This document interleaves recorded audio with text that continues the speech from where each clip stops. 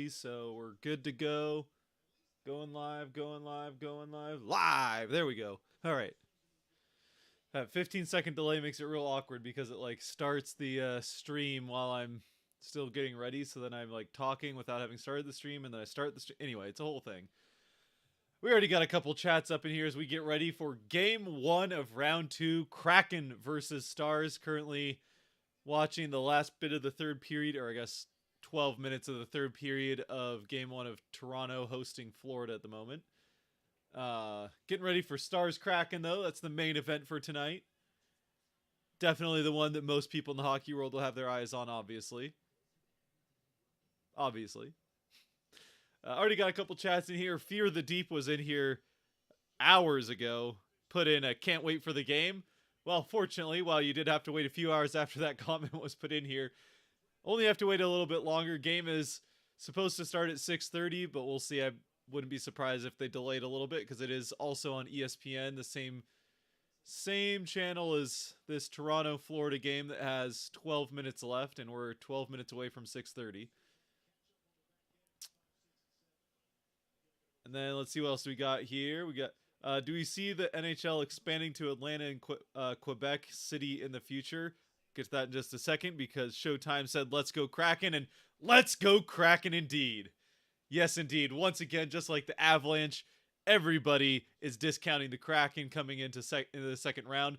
They discounted the Kraken coming into the regular season. They discounted them coming into round one and discounting them again. Just got to keep proving people wrong. But to get back to Soccer Insider here's question about do I see the NHL expanding to Atlanta and Quebec City? No on Quebec City. I just think, well, at least not while Bettman's commissioner. Bettman's version of the NHL, he's much more concerned with growing the game in places that it isn't already popular and trying to draw in new fans rather than, you know, trying to find immediate success where they already know that they have a market that would work in. And I think I would say most of the decisions Bettman has made as commissioner, especially in the last few years, I probably would not agree with. I don't think he's been the best commissioner in the world, at least over the last kind of 10 years or so. Maybe even going beyond that with the lockout. But I can definitely see... Oh, that was almost a goal. Almost a 4-2 Florida lead there. Florida currently leading 3-2 with 10 minutes left. I do think there's definitely a good argument to be made for trying to grow the game in new markets and not... I mean, obviously, like, you could put a team in Quebec City and immediately sell out that building for at least the first 5 to 10 years. You could put a second team in the Toronto area, like in Hamilton or something, and you could definitely sell out that building perfectly fine for years and years. I mean, heck, most of the Canadian cities you could probably put a second team in. You could probably put a second team in Vancouver, and as long as you had an owner that wasn't going to be terrible like the Aquilinis, then you're probably going to draw a pretty full building there as well. Heck, you might even get some Vancouver fan or Canuck fans to jump ship. But the argument there is you already have those fans, right? They're already fans of the Leafs if you're in Hamilton, probably. You're already fans of, I don't know, the Habs if you're in Quebec City. You're already fans of, you know, there's Canadians already are going to, like, they're already going to watch hockey for the most part. So how many new fans are you going to draw in? And that's where you do stand to gain more money is by drawing new fans. And that's where you stand to grow the game is by drawing in new crowds. And the growth to be had is in the U.S. Now, whether or not, I mean, you can make, I think, a fairly decent argument that you would grow the game a lot better with teams in Houston and Atlanta, to your question, than, like, forcing a team through thick and thin to stay in Arizona, for example. And that's nothing against Arizona fans. It's just kind of odd to see how dedicated they have been to that market. And I don't know if that would still be the case if you didn't have, like, Austin Matthews and now Matthew Nyes both playing for the Leafs in this game that are from Arizona, as well as a couple other guys across the league. But yeah, I don't know. I can see Atlanta. I will say that, and this might sound selfish as someone who got, you know, as a fan of Team 32, and we got our team as the last one here in Seattle, but Pavelski is on the ice for the Stars. That's not ideal. Well, I mean, look, you want guys to be healthy and all that, but I wouldn't have minded with McCann out for games 1 and 2. I would not have minded if the Stars could be not fully healthy for game 1 and 2. But that's all right. That's all right. Kraken will figure it out. Uh, what was I saying?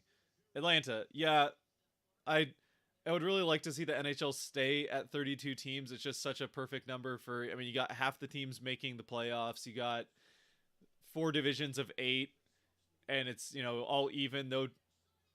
No team or no division or conference has a harder time of making the playoffs because there's more teams in any division or conference because it's perfectly split down the middle in the conferences and split down the middle within the conferences, eight teams in each division. So I think it's just perfectly set up right now. But I if they do expand, there is a lot of smoke, not to no pun intended, with the old team, the original team being the Flames, but there's a lot of smoke around the Atlanta putting up a building. Obviously, Quebec City has a building, but again, I just don't really see them going to Canada, especially with the Canadian dollar. And again, they're not going to gain a ton of fans by going to Canada. And I think the reason that it didn't work in Atlanta in the first place for both of those were they did not do a particularly good job. Oh, and Florida makes it 4-2 on the delayed power play, and it's Montour again.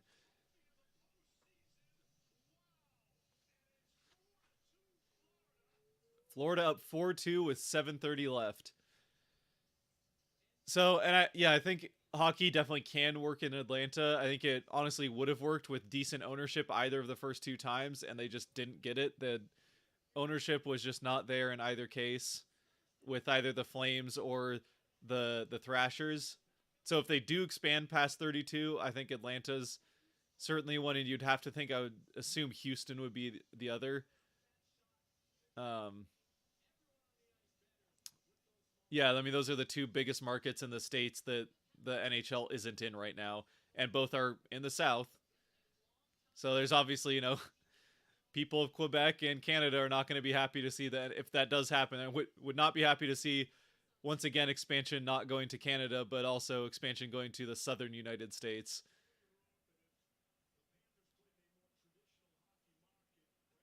Now there's also, if the NHL isn't expanding for a while, how long, and I'm only mostly kidding with this, but how long until Florida's underwater and you have to move the Lightning and Panthers?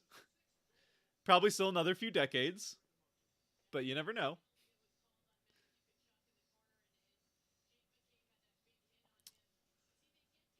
Big fan of your channel, but also a diehard Dallas fan. So let's go Stars. Well, I appreciate being here anyway. Everyone's welcome. We'll be cheering for the. I'll certainly be hardcore cheering for the Kraken, and most people in the chat will. But we're welcoming everybody, as long as you're respectful, which I'm sure you will be. So, welcome in. Unfortunately, we'll be cheering for different teams for you, but that's okay. Appreciate you joining. How about this Snoop Dogg bid? I love it. Oh, can you imagine a team owned by Snoop Dogg and Ryan Reynolds? How would not like everybody have that as their second favorite team if it's not their first favorite team? I mean, Leafs fans probably not, because the whole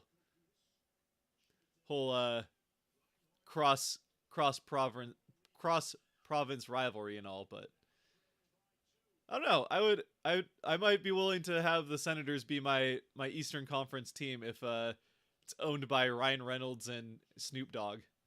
Of course, Snoop Dogg has a lot of LA, lot of LA fandom in his social media and stuff. He'd have to purge to not have that come up every time the Kings play the Sens. Oh, RJ's in here. RJ from Emerald City Hockey. Welcome in. Hey, Scott. Gonna get busy at puck drop, but wanted to stop by for a bit. Looking forward to sitting next to you on Sunday. Absolutely. Glad that game 6 wasn't our last one in Climate Pledge. We'll get a couple more at least. Obviously, best case scenario, we're sitting there on Tuesday watching the Kraken finish the sweep of the Stars would be best case scenario. Definitely not particularly likely, but definitely Very, very happy to get 2 more home games at the very least.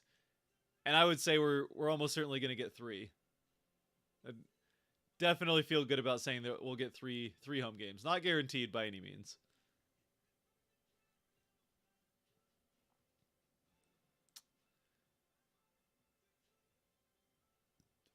RJ, what could you possibly be doing at puck drop? That's a good point, RJ. You only do post game. What is this busy during the game thing? No, I'm just kidding. Just kidding. How's it going? Going good. Still it. Let's go. Absolutely. RJ, fingers crossed.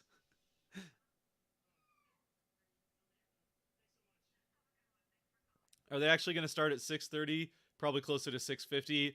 Yeah, they've already pulled that twice on us in round 1, so I wouldn't be surprised if it last second gets delayed to 6:50, especially because they're both games are on ESPN. Now they do have ESPN2 if they need to put, one on each channel, but I don't know if they're using ESPN2 for anything. I mean, there's nothing on TV more important than Kraken Stars, so they really should bump the Leafs game to ESPN2 if anything. Again, only mostly kidding. Mariners also start at 6:30. Root Sports has... Oh, that's actually on ESPN as well. How about that? Wait, how's that on ESPN? Oh, no, I'm looking at the wrong thing. Okay, yeah, Mariners at 6:40 in Oakland against the worst team in baseball. No offense, RJ. I don't think he would disagree with me. The A's are dreadful. They're doing that whole thing where they tank it so that nobody cares when they move to Vegas. But Oakland, man, I feel bad for Oakland fans, especially like people from Oakland to lose the Raiders to Vegas, and then a few years later they're going to lose the A's to Vegas. That sucks. Bull, almost 5-2. 6 minutes left in this game as we are hitting 6:30. Still says 6:30 on ESPN for Kraken Stars. In fact, let's open that up. It'll be the only game on Kraken Stars. Also, Atlanta. Okay, if you hear. Also, Atlanta had the Flames and Thrashers. Probably won't go back to the same city. I don't know. I think the NHL would go back. I think they'd look at Atlanta again. It's been long enough. And again, like I said, they did actually get support. Both the Thrashers and Flames got support. It was just that the ownerships were terrible, and like, it fell. Those teams fell apart from the top down, not because they didn't get support or anything like that.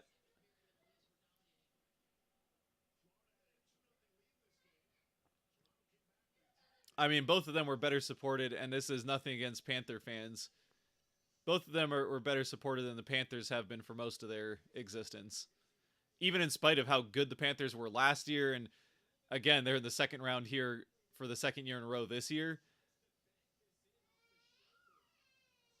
Even in spite of it, and there's diehard Panther fans who look. I don't think the Panthers are going anywhere or anything like that. At least not until Florida's underwater. But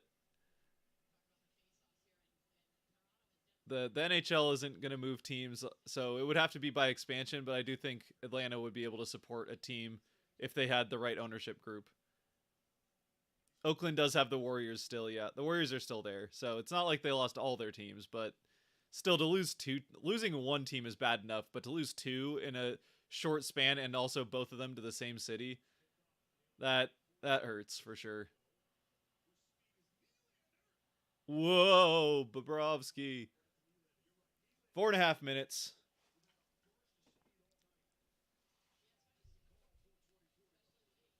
Getting ready for Kraken Stars. Supposed to start at 6:30. I'm just going to make sure that they're not getting it started on ESPN2 or anything like that. Still says starting soon. Okay, looks like they've pushed it back to 6:40. Looks like they've pushed back Kraken Stars to 6:40 at the very least. Still 4 minutes and 20 seconds left in this game that the Panthers lead game one over the Leafs 4-2 in Toronto. Florida going on to win 4 straight, assuming they don't blow it here. What's up, everyone? What's up, Devin? I hope Dallas wins the first two games, and then I hope the Kraken win the rest of the games. Interesting take. Curious as to why specifically that. I mean, obviously you have the fun of the home fans winning each of the first four games, but you know what? I'll take it. I'd take it. Wouldn't be the way I would choose for it to go, just because you'd feel pretty bad down 2-0 coming back home. I think the Kraken definitely want to, again, just like they did with Colorado, they definitely want to win one of these first two in Dallas to come back home. And they have a good chance to do that. This has been a team that's found the success on the road all season long, so I think they got a good chance to at least come out of Dallas with the series tied at 1. But you know what? If the Kraken win the series, I don't really care how they do it. Oh, that almost went in as well. Woo, Florida making it close. Florida trying to go up 5-2. What about a Mexico expansion team? I don't know. I think the farther south you get, like there's already, especially once you get into the warmer parts of the year, there, even with it being indoors and stuff, and I mean technology can improve, so maybe they find a way around this, but even with indoor buildings, there are times where if it's warm enough outside, it does affect the ice quality inside, in like the Florida arenas or Arizona, you know, if they were to make a deep playoff run ever. Dallas, you could maybe say the same thing. Anywhere where, like, you know, it really gets hot, it can affect the ice temperature. And with Mexico, you're probably looking at Mexico City, and then you've got altitude and heat when it gets to later in the year and early on in the year, for that matter, in like September, or I guess early October. I don't know. I think you'd have, I wouldn't rule it out necessarily, but I think you'd have some issues there potentially with ice quality.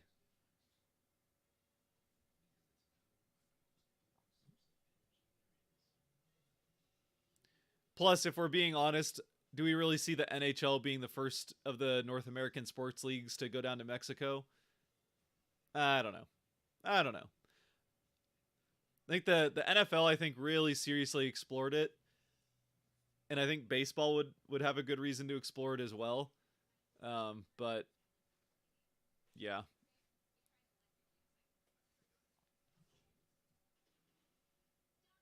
you mean the A's, not the Warriors? Yeah, the A's are the ones moving. The Warriors are not moving. The Warriors are the one team that the Oakland area will have left, which sucks. So that's what I was saying with the Warriors. Is the Warriors are staying. It's the A's that are moving, and I mean, it sucks that the Oakland area is going to lose two teams in a few years. Although I think the Warriors are, they're staying. They're still going to be like the Golden State Warriors and stay around the area, but I think they're moving as well, or like getting a new arena in the same. Like they're not moving like away from the Bay Area, but I think they're getting. I thought they were getting a new arena or a new building. I guess I don't know, whatever you want to call it. I don't know where that is though. I don't follow the NBA closely, so somebody can correct me on that. They're staying around the Bay Area, so they'll be Oakland's team, or I guess the whole Bay Area's team, right? So that's the only team in the Bay Area for the NBA.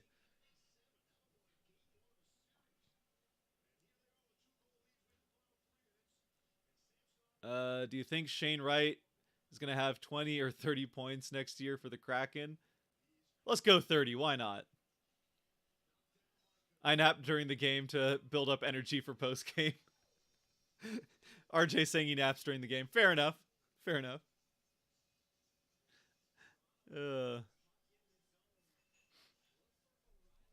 Still says 641 is when we're going to start the Kraken game on ESPN. We're getting close to that. Make sure the game hasn't actually started. Oh yeah, they've already pushed it back to 650. There it is. The last minute push back to 650. So puck drop will be around 650 now. 650 Pacific time, obviously. So for a third time already in these playoffs, we're getting pushed back by the inferior early start games. Whoa! Empty net for the Leafs. 2 minutes and 30 seconds left. They're down 2. Bobrovsky, a couple big saves. Apparently, tickets to the game in Dallas are like $65, and flights to Seattle to Dallas are $99. So it's actually going to be potentially cheaper to just fly to Dallas and watch the game that way than it would be to get a ticket in Seattle. Of course, you still have to worry about flights back. I don't know if that's round trip and then hotel and all that, but might not be the cheapest way to watch the game. Might just be the cheapest way to watch one of these games live. Oh, they also lost the Warriors. Oakland did. Yeah, because the Warriors are getting the new arena, but they're not. They're staying in the Bay Area at least, and they were never called the Oakland Warriors. So, but yeah, tough for Oakland. Oh, they're in San Fran already. Okay, the Warriors are in San Fran already. I'm from Atlanta. The Flames were 40 years ago when we had 1.5 million people. Now have 6.1. Yeah, exactly. Like Atlanta's grown a ton since the Flames were there for sure. And the Thrashers left entirely due to ownership. Had decent support, but the ownership basically tanked the team. Yeah, again, that's what I was saying. Yep, just like I was saying earlier. Yeah, I think Atlanta would support a team for sure. Plus, if they brought back the Thrashers name and maybe a bit of an updated look of the Thrashers jerseys, that'd be pretty cool. I like the Thrashers look. Plus, the NHL could use a bird team.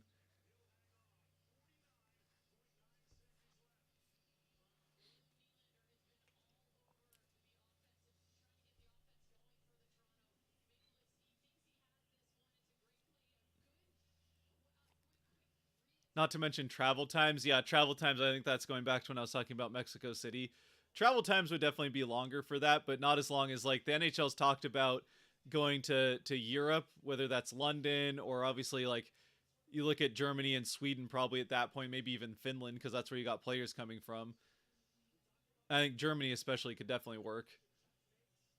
And that's the same thing the NFL's looked at the same thing of trying to have a like a Europe league, but yeah, you get to a point where the travel's just ridiculous. So I don't think that works for a regular season personally. I could see like if you try and get it set up to where you actually have like competitive leagues and maybe you have like a few crossover games here and there, like what the MLB had with like the few crossover games between the AL and NL for years. You do it a few times a year, but not too many. I think that maybe could work, and then you have a big playoff of the two leagues coming together. Maybe it works then, but at that point, then you've got I don't know. It gets tricky then. I mean, from the aspect of having more teams and having it be more widespread than just North America, I really like it. But yeah, logistically, I just don't know how adding European teams works. Bobrovsky with another big save there. 37 seconds left. This game's pretty much over.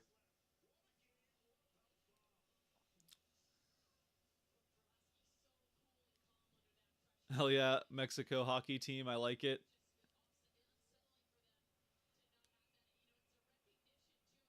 Salute, folks. Let's go Kraken. Absolutely, let's go Kraken indeed. Getting ready here. They delayed the start of the game to 6:50 again, so it's all right. We'll get ready here. Got 10 minutes left.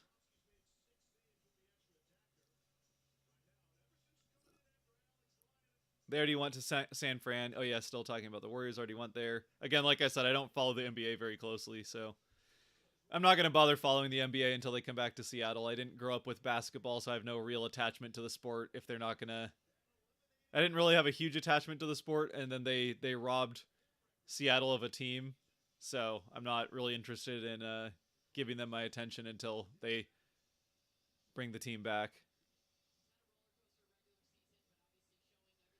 Was it confirmed the Athletics are moving? I hear rumors about Las Vegas. Their stadium is probably the worst in the MLB, but they're yes, that I mean it's I don't know if the vote has actually happened from the MLB, but the A's have signed a contract to build a stadium south of, I think it's south of Las Vegas, but not super far south.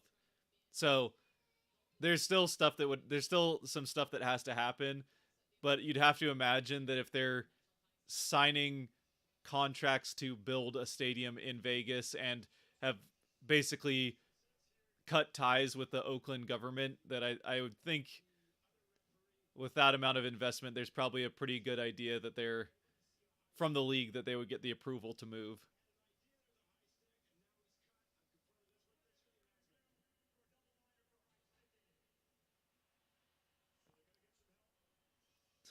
37 seconds left. It's 4-2 Panthers, and now they're going to an official review for a double minor high stick. I mean, like I guess I get that you have to get it right, but can we not just do the last 37 seconds and call this a game so we can move on to Kraken Stars? Also, it doesn't really matter if it's a double minor or a single. The only way that it matters whether it's a single or double minor is if they somehow tie it and it goes to overtime.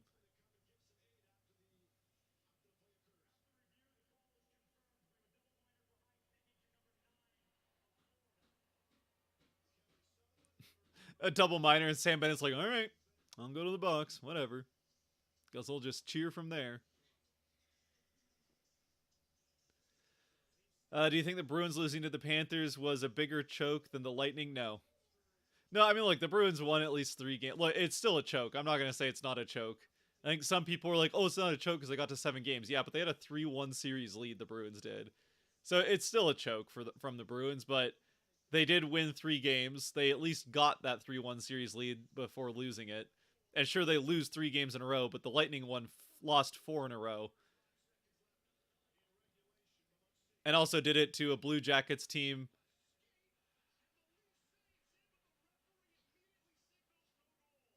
Signal is no goal, 29 seconds left.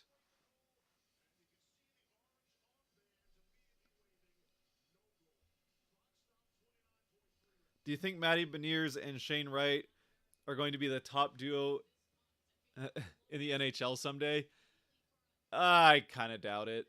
One of sure. I could see them definitely being among, like, in that conversation, and maybe they have a couple good years and they're like in the conversation, but like I think if we're being as good as Beniers is going to be, I don't think he quite projects to be like even like an Austin Matthews. So you're looking at, I mean, like the best duo right now is clearly McDavid Draisaitl, and neither Beniers or Shane Wright. Like I don't want to say that they don't have that ceiling, but I mean they certainly I don't think it's a stretch to say they don't quite have the ceiling that McDavid does. Maybe even Draisaitl. And both of them play a much more 200-foot game than either of those guys do, and scoring is definitely what's going to draw that attention. You look at Matthews and Marner, that's kind of maybe duo number 2, and even there, I think you can maybe make some comparables between like Beniers could be kind of a Marner type player, a decent two-way type of guy. But no, I don't know if they'll ever be the top duo in the NHL, but they'll definitely be seen as one of the best duos. I think they have that chance for sure. Lots of time. I mean, who knows though? Who knows? If Bedard goes to LA, I think, or not LA. If Bedard goes to Anaheim, I think you could maybe see that conversation with Zegras and Bedard. Which isn't to say that like I think Zegras is.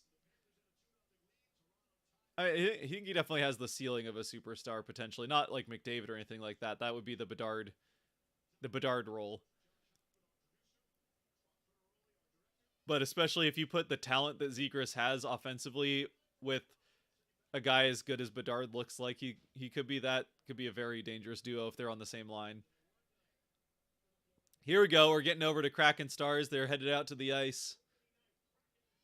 Headed out to the ice from the locker room.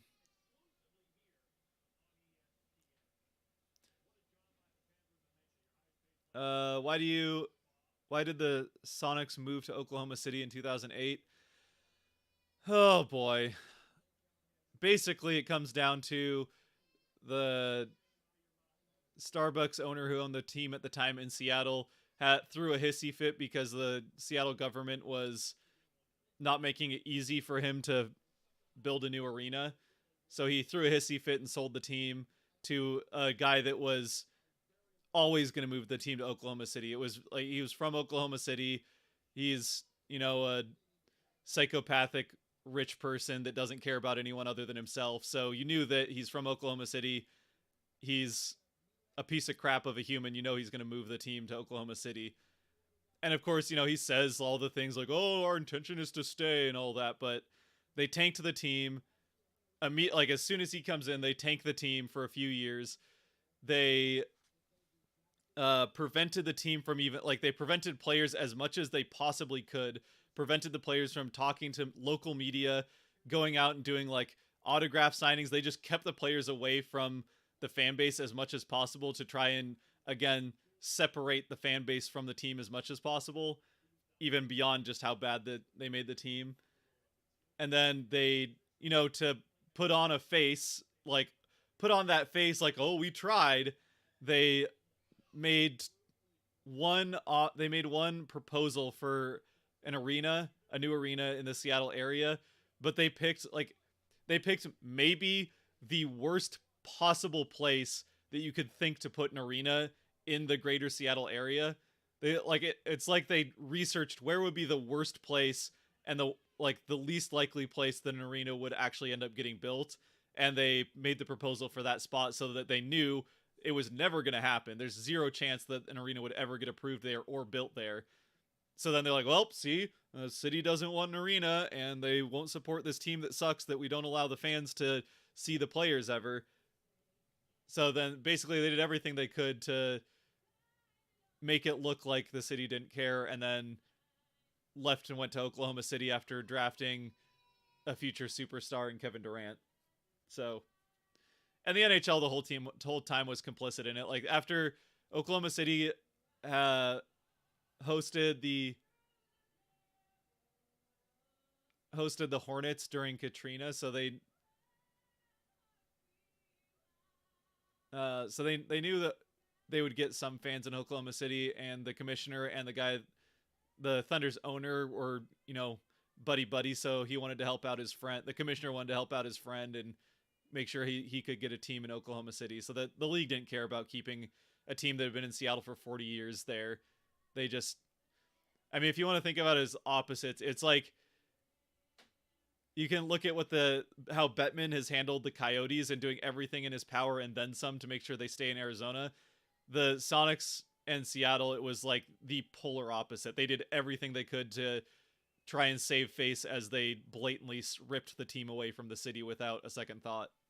So, fortunately, that commissioner is no more, and unfortunately, the Thunder still exist, but they haven't won anything. So, at least there's that.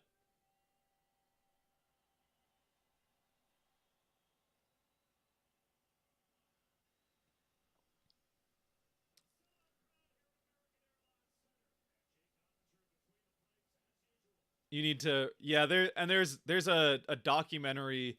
There's a couple of good documentaries, but there's one, I forget the name of it. But like a fan made documentary that's actually really really good and has a lot of good interviews in it as well about the stealing of the Sonics. That's on YouTube, I'm pretty sure. I forget what it's called, but if you search the Sonics documentary or Sonics being stolen documentary on YouTube, you'll find it, and it's incredible. I highly, just from even if you're not from Seattle or you don't care about NBA, it's just a really really well done sports documentary. It's really interesting, just what goes into having a team stolen from a city like that, and a lot of the sleazy behind the scenes stuff. So puck just dropped, and we are getting going here. Start of round 2. Kraken. Well, I guess the Stars won the face-off. They win it right back on their own net, but obviously Ottinger has no trouble just stopping the puck. Kraken now have it, going up through center ice. Yanni Gourde down behind the net. Oh, is not able to stop it as Ottinger went back to play it. Will that get out? It will. Bjorkstrand gets it, though. Bjorkstrand will get it back to Susie, I think. Oh, that's done.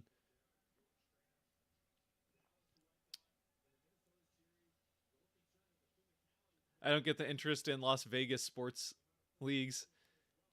It's happened so quickly that they've gone from, it's a tourist city and they're going to be a 4-team. Yeah, they will be a 4-team sports city. Oh, well, I shouldn't say that.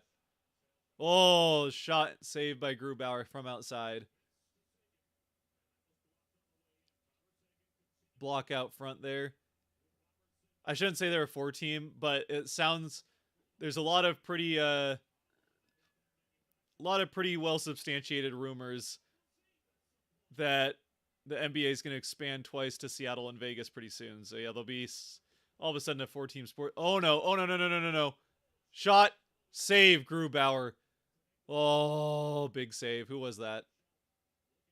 Was that Domi? No, it wasn't Domi.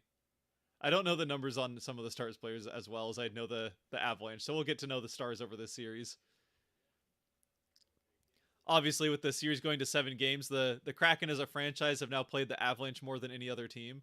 Cartier out to Beniers! Oh, big save, Ottinger. Oh, Beniers only had 2 points in round 1, but he definitely had a chance for more than that and almost put the Kraken on the board first here in round 2. Nice pass from Cartier up to Beniers as well for that shot.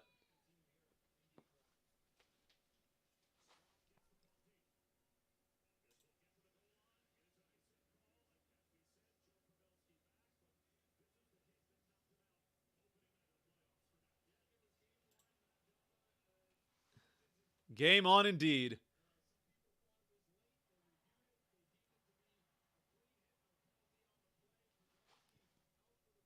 Yeah, Pavelski is back. McCann is not.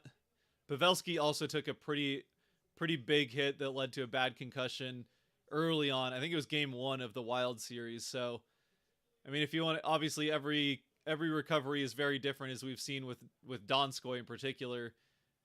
Although Donskoy does have a bit more of a history of concussions as well. Shot, score. And there it is. Pavelski scores. It's up 1-0 Dallas.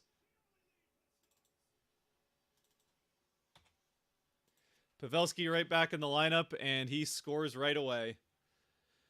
Well, for the first time in franchise history, the Kraken are scored on first in a playoff game.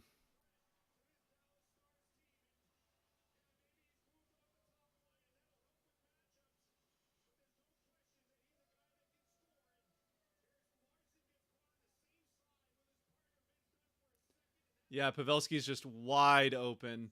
Larson just left. Yeah, that's kind of on Larson a bit there. Just left Pavelski wide open for that shot, and he had time to get the handle and pick his spot.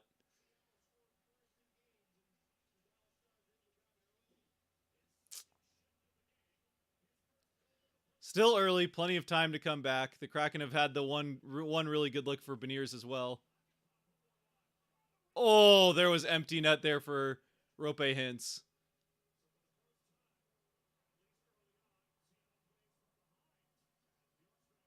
First time Seattle has been down 1-0 in a playoff game. Shot! Oh, blocker side from Schultz.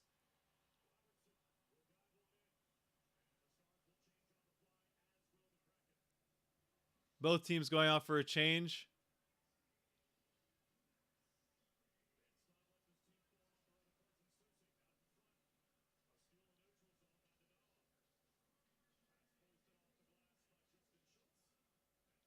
Why can't I turn up the volume on the site? I don't know if you meant on the TV or the mic.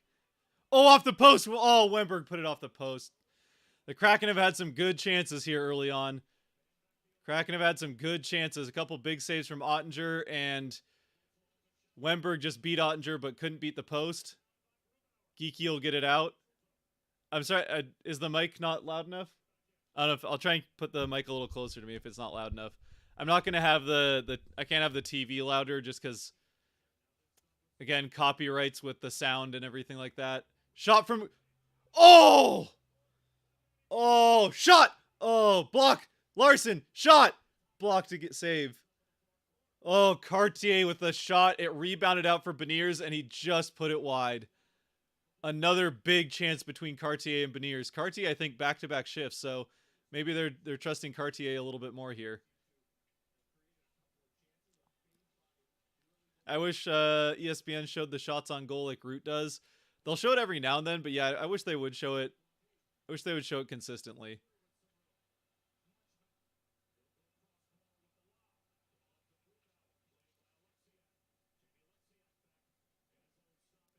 Stars throwing it back down behind Grubauer out to play it. Doesn't quite get to it.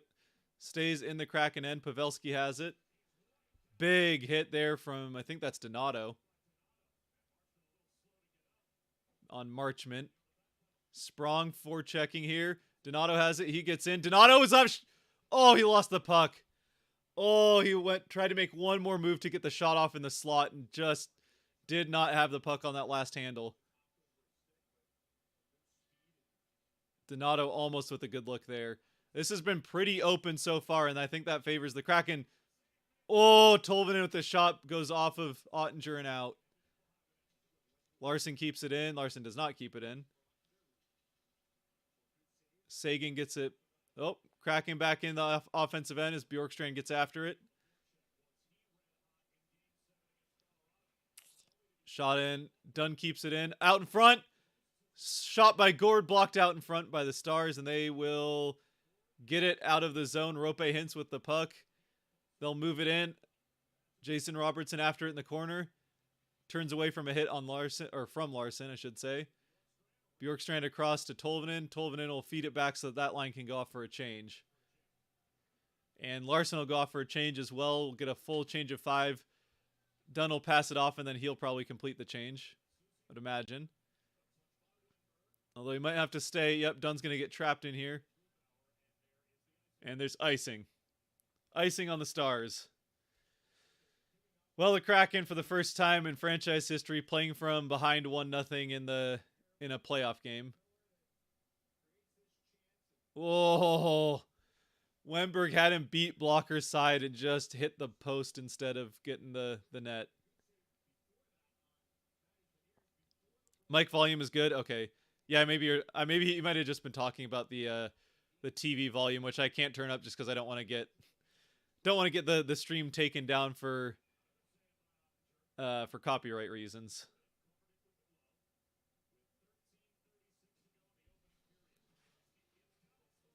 So here are my questions before Seattle got their expansion team. Did you have a favorite team? Yours was the Predators till the Kraken came into the NHL. Yes, I did. My favorite team pre-Kraken was the Colorado Avalanche. So last round was an interesting one. Not interesting in that like I was conflicted in any way who I was cheering for, but just kind of went into it. I mean, the team that I had been cheering for years before the Kraken showed up, and then with the Kraken not in the playoffs last year, I cheered on the Avalanche all the way to winning that Stanley Cup.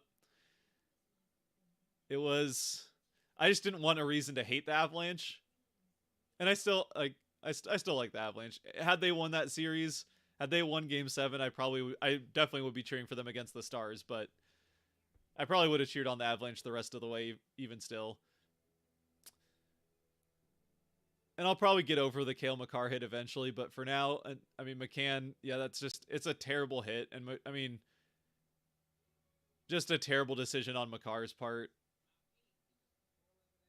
And obviously it's still hurting the Kraken, although Pavelski is back for the Stars, McCann is not back for the Kraken and won't be for the first 2 games of the series.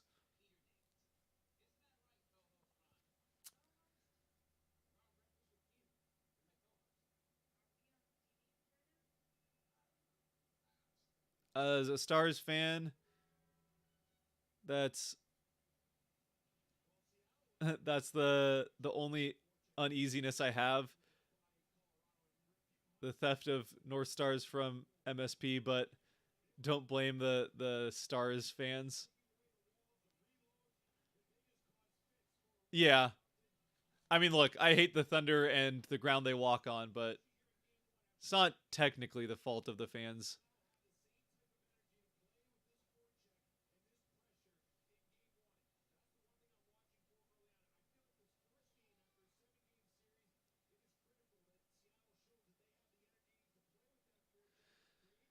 Yeah, the Stars are coming into this game with a few days rest, and the Kraken they played Game 7 2 days ago, and they've been every other for this entire playoffs. Now, fortunately, the Kraken will have a 2-day break between games 2 and 3 for the first time in the playoffs. As the Stars get it out of their end of the ice. I think that's Jamie Benn with it. Again, I'm not as familiar with the Stars numbers as I am with the Avalanche. I know a good number of them, but not all of them.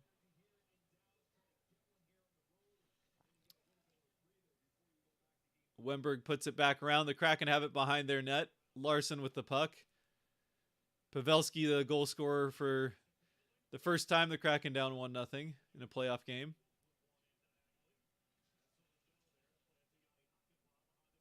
Kraken winning makes the Avs loss less brutal. I'm all for it. Yeah, go Kraken. Whatever you need to tell yourself to cheer for the Kraken, I'm all for it.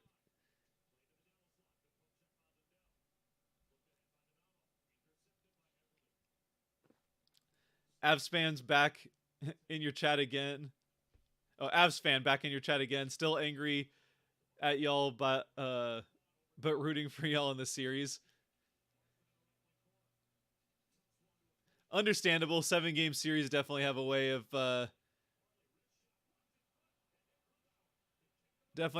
of developing some reasons to not like the other team. Even if you go in really liking the other team, like I was with the Avalanche, that the 7-game series will definitely breed some reasons to not like the other one. Again, I still like the Avalanche, so definitely helps that the Kraken won the series. Couple more shots on Grubauer. Currently, shots are 4-6 now in favor of the Stars.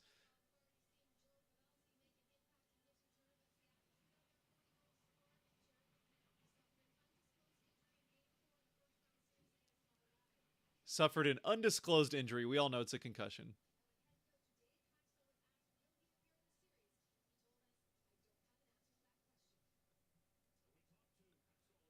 That's not a good sign. Hackstall said he doesn't know if McCann, or he doesn't have an answer to if McCann will play in this series at all. Obviously, we know he won't play with games 1 and 2, but boy, that's, yeah.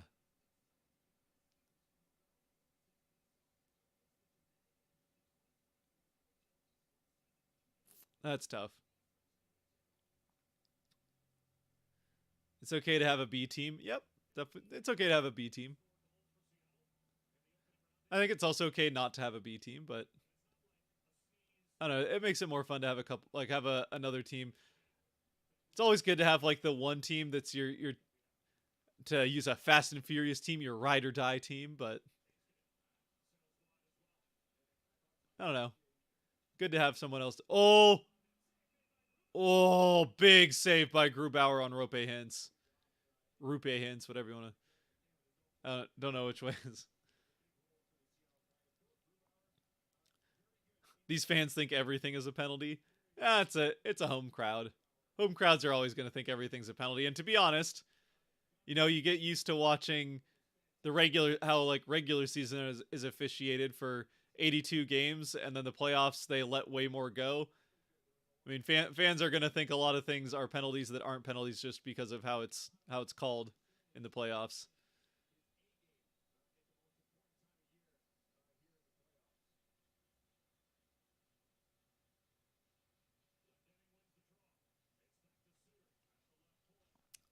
Well, and especially I think for Kraken fans, who are a lot of Kraken fans had cheered for a team, and they're calling something on Geeky. I guess they're calling a trip on Geeky. Well, Dallas will get the first power play. Oh boy.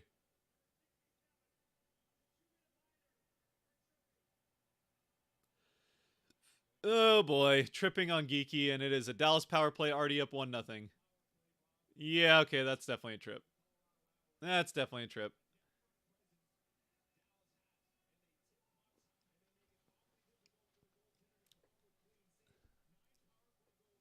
Could Oklahoma City support an NHL franchise? No.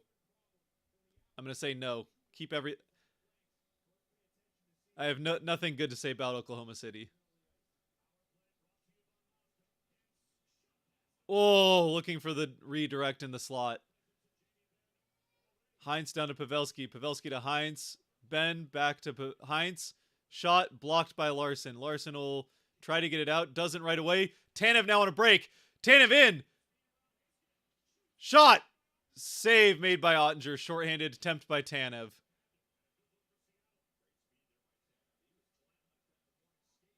Ben with it. He loses the puck. Goes right back out into the neutral zone, so they'll regroup.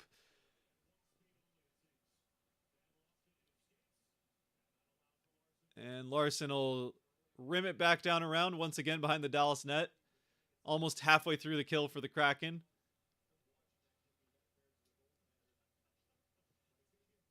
Milwaukee should be awarded an NHL team. I think it could definitely work in Milwaukee. Good play, Matty Beniers. And Gord as well, keeping that kill going.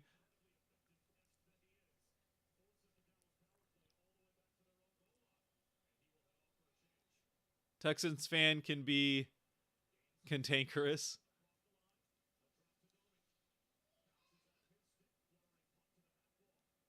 Wemberg will get it. Oh, not quite out. Domi kept it in.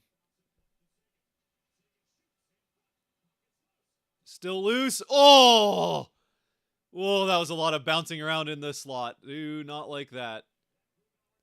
Good clear there. Kraken will get one more change in the last 15 seconds of this power play for the Stars. Kraken need to finish off this kill. Make sure the Stars do not take the multi-goal lead early on here. Beniers in, onside, out. Oh, Beniers almost another rebound opportunity, but a good defensive stick right before he could get to it.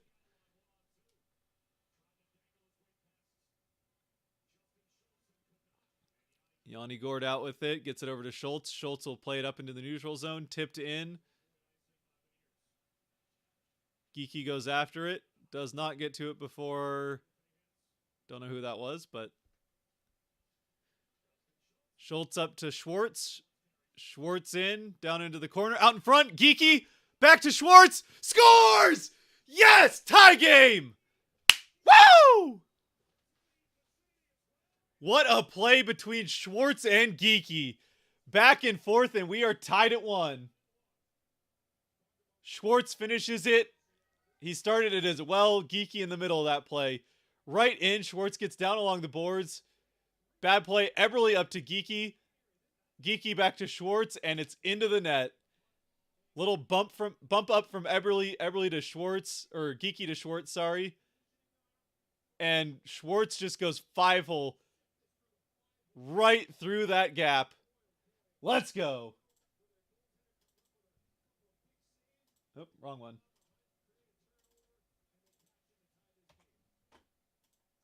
Let's go. Try and clap away from the mic to not hurt anyone's ears. I don't know if that's working. Do you think Jordan Eberle should have been suspended for his hit on Cogliano? I'm shocked Cogliano fractured his neck. I mean, yes, he should have been. The reasons he didn't get suspended are, for one, no one knew that Cogliano had fractured his neck until after the NHL had made their decision. So it's not like the NHL, oh boy, don't like this. Out in front, Pavelski tries to wrap it around, defended well by the Kraken. Wemberg has it behind the Kraken net. Sorry, I'll get back to that in just a second. Stars holding it in, shot from up top, scores. Deflected from up top, and talked about it in the preview, right down the middle. They get the deflection, and it's 2-1. And it's Pavelski with his second of the game. Of course, Pavelski back for game 1 and scores twice. Freaking... yeah, there's nothing Grubauer can do there.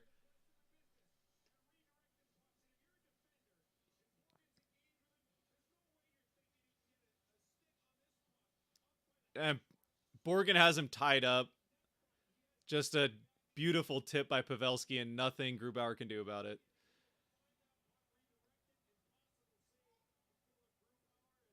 Ugh. But yeah, to go back to the Eberle thing, the NHL, when they made the decision not to look any further into the Eberle one, they didn't know that Cogliano had fractured his neck. All they knew at the time was that Cogliano came back into the game and played the entire third period. So the fact that A, the puck was in play for the hit, and B, Cogliano came back to play, I think are the reasons they didn't suspend Eberle. Now, that having been said, I don't think that those are particularly good reasons. Again, whether or not the puck's in play, it does make a difference that the puck is in play, but it's still a terrible hit. And he still, hits a guy headfirst into the boards. There's no question it's like an unexcusable hit. And then, personally, I think it's really dumb that whether or not a player actually got hurt off of a dangerous play matters into whether or not there's more. Well, I mean, even as far as the like penalties in game, it makes a difference. But when it comes to punishment, it shouldn't make a difference whether or not like a guy gets hurt off of a dangerous play or not. But I don't know. So yeah, I think Eberle probably should have gotten suspended. Obviously, the Kraken, there's nothing the Kraken can do about it, and it's good for them that he wasn't, even though I don't know how much of a difference it made in Game 7, but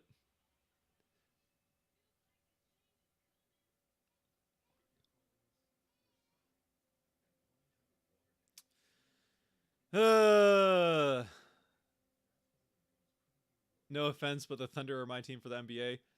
You know what? People can cheer for whoever they want to, even if it's not advised. There's no team in sports that I hate more than the blunder in OKC. But I'm not gonna necessarily hold it against people if that's who you cheer for. At least not entirely. Like, there's plenty of good people in the world that make bad decisions, so it's, you know what?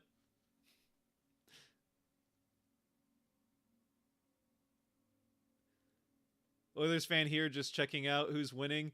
Stars currently up 2-1. Joe Pavelski back in the lineup for the first time since Game 1 against the Wild, and he has scored twice with a shot that he got completely left open by Adam Larson, and then a tip in on a shot from the blue line. Kraken got one on a nice little play around the net. Schwartz put it in off of Eberle and Geekie.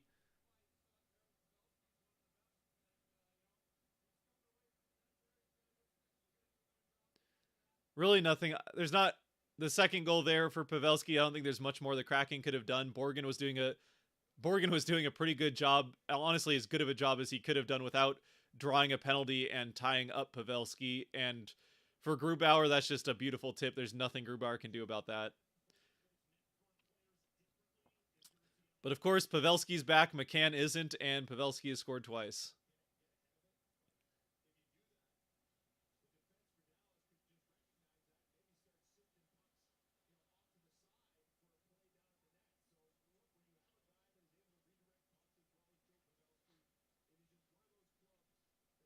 Any Stars fan here?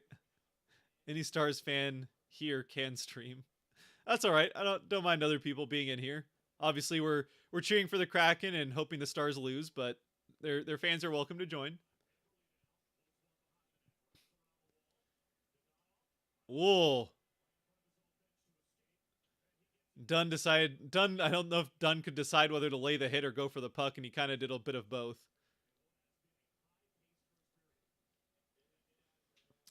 Yeah, it's been a quick pace of game so far, pretty up and down the ice, which honestly I think kind of plays into Seattle's favor for the most part. That's how Seattle likes to score. The only time it obviously will not play into Seattle's favor is whenever that first line for the Stars is out on the ice. And maybe even the second line, they definitely they move Pavelski down to the second line so they can kind of spread things out a bit against the Kraken, which is probably the best way to do it. But at least when the bottom six of Dallas is out there, the fast up and down the ice type of game is what the Kraken want, and then try and slow it down when Dallas gets their top players out there. Out for Schultz scores. Schultz, Justin Schultz ties it at 2. Let's go.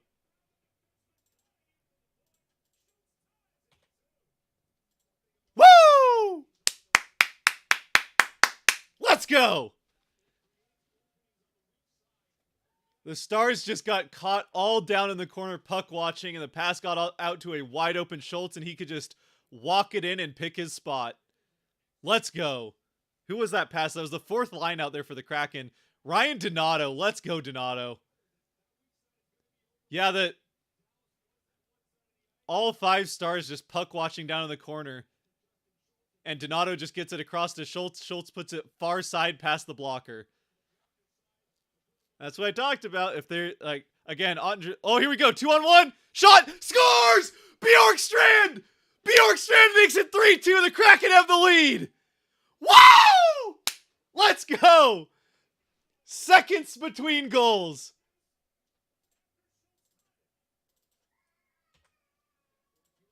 Oh, I can hear my son upstairs yelling, "Goal!" That's right. That's right.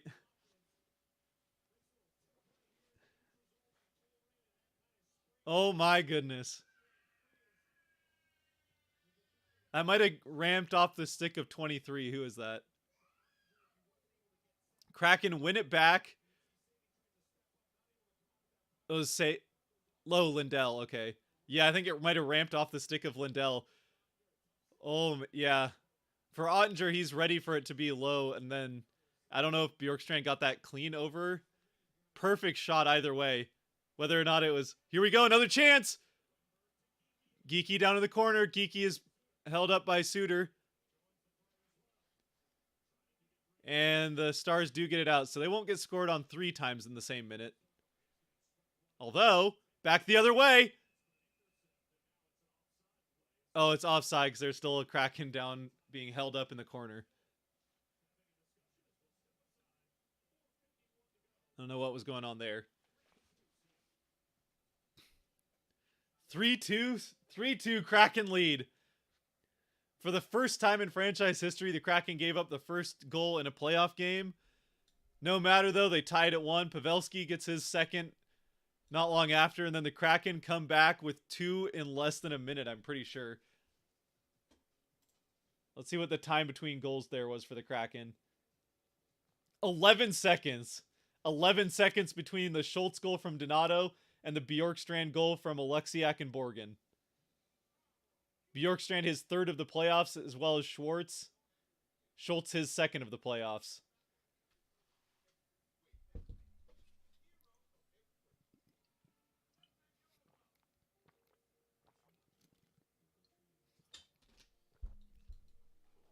Let's go.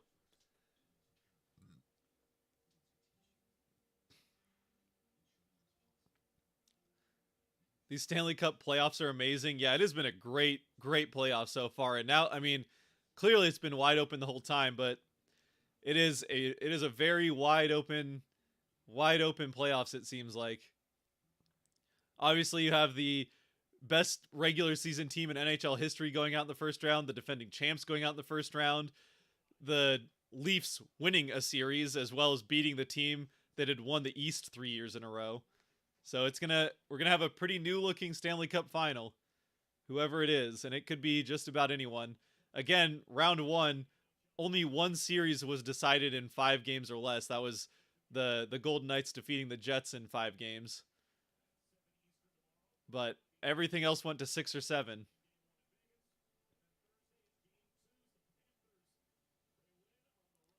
Panthers, yep. Panthers already have the first win of the second round, defeating the Leafs 4-2.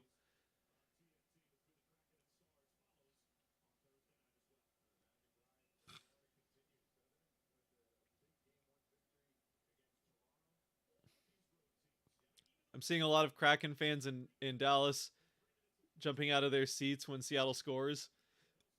It's what you like to see. It's what you like to see.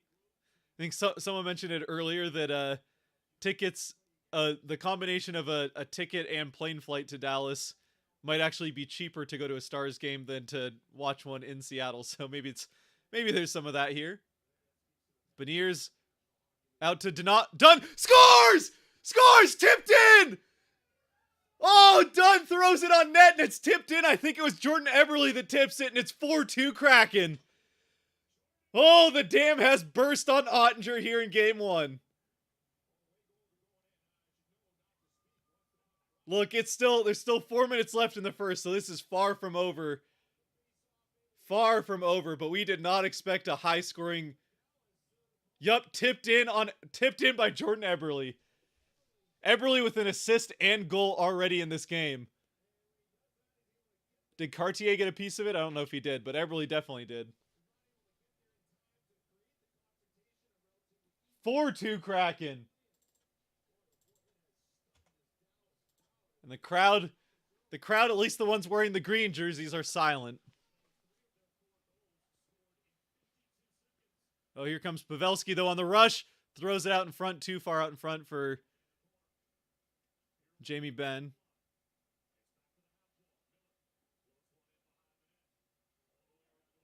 Around to Alexiak, the ex-star. Up to Bjorkstrand. Bjorkstrand all the way across. Off the skate of Gordon. He got out in front of him, but the Kraken will collect it back in their end of the ice. Go off a bit on a change. Schultz plays it up for Yanni Gourde. Gets down into the corner. Geeky out there with it. Still fighting for it along the boards. Pops out, and the Stars have a 2-on-1 here. Dodonov. Oh, sorry, that wasn't Ben earlier, but Domi. Whoa, big save by Grubauer, who got run into by Ben. But he's able to get back up and make that pad save. Here come the Kraken, though, back at the other end. Out in front, Schultz gets past Wemberg, and the Stars are back out again. This time it's the rookie and Wyatt Johnston. But now the Kraken have it back. Wemberg up to Schultz, who will play it in. Coming towards the end of a long shift for Schultz. The rest of his line has gone off for the change already. Schultz will play it back and finish that change as it's Larson now putting it back in. Ottinger out to play it. Mishandles it. Tanev and Donato down in the corner, but it is Heiskanen who gets to it. Thrown into the corner. Radek Faksa, number 12. Shot. Either went wide of Grubauer or he made the save. Hard to tell. Dunn out to the neutral zone. Coming in Sprong with a head of steam. Shot. Saved by Ottinger. Pops out, but he'll freeze it. Sprong took a late hit. Not happy about it, but he's fine.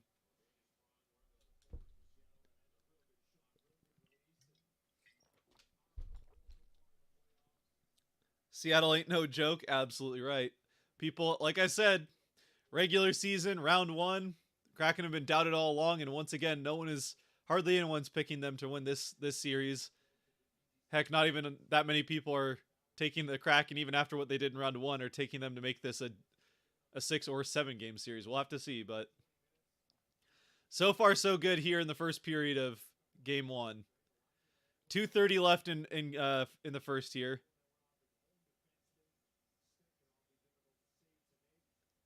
I need Geeky to get me my free coffee. Leafs failed me again.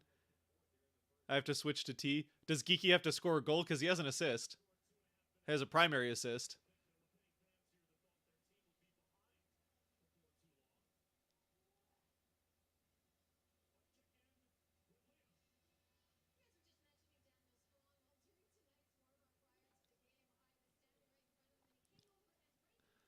Oh, no NHL Cleveland. Checking in. God bless. Yeah, I feel like Ohio could definitely have a second team, you know? I don't know that it'll ever happen, but I feel like Ohio could definitely support another team. Again, I kind of hope that the NHL just sticks with 32, and they are definitely doing everything they can to make sure none of the teams move. Turned over, Sagan. Tolvanen couldn't quite handle it cleanly. Borgen will get to it behind the net, though. And leaves it for Tolvanen. Alexiak, a nice little handle there. Gets it back to Tolvanen behind the net. Nice moves there from Alexiak. And the Kraken will start a change here as Gord goes off to finish the change. Third line going off as the first line for the Kraken comes on. With Beniers, Cartier, and Eberle.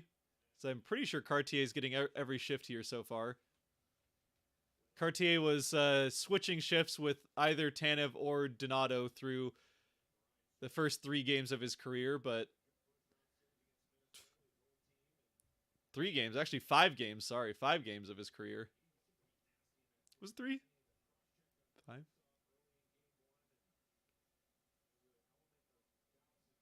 Maybe it was 3. I don't know why I'm blanking on that. 3 games, obviously, because he scored in game 5. That was the first one. So yeah, 3 games. This is the 4th game of Cartier's career, and it looks like he's getting every shift. Shot blocked in front as the Kraken lost a faceoff in their end of the ice. We talked about that being an issue. Dallas very good in the faceoff circle, and the Kraken very not. That comes down. I think it was deflected, so no icing. Either way, Ottinger's out to play it, so no icing no matter what. And that first line for the Kraken has gotten on the board now. But they've looked pretty good. Beniers has had a couple of very good looks. Cartier setting up both of those good looks for Beniers. And then obviously Eberle with the goal and assist so far. The assist did come when he was kind of at the end of a shift out there with the second line.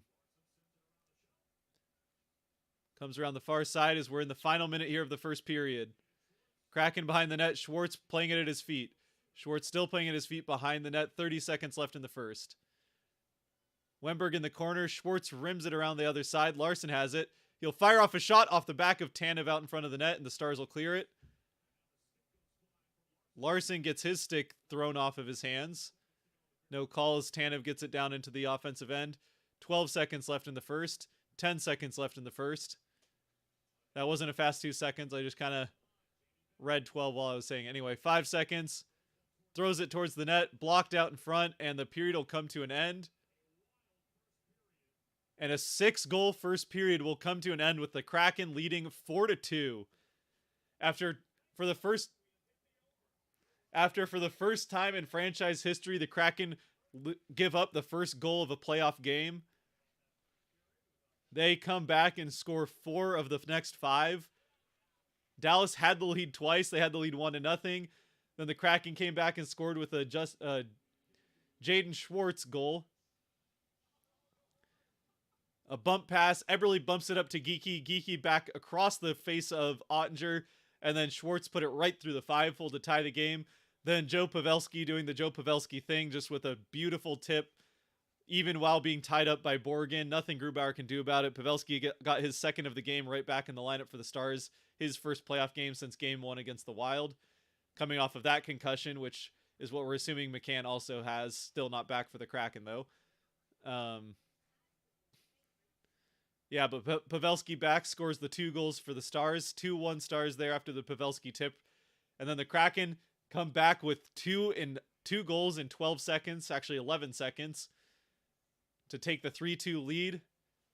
And then eventually they get the 4th one on top of it with an Eberle tip on a done shot. The other goals, it was Justin Schultz on a nice play as Justin Schultz came in on the backside. All 5 Stars caught puck washing in there into the ice. Donato got it out from the boards, threw it across to the wide open Schultz, who had all the time to pick his shot, take his shot, and put it in the net. 11 seconds later, the Kraken win the faceoff off the drop, which is not something they'll probably do a ton of in this series. Already having lost 13 of 21 faceoffs so far in the game. But they win that one. Get it down the ice, and it's Bjorkstrand with a 2-on-1, and Bjorkstrand fires it off.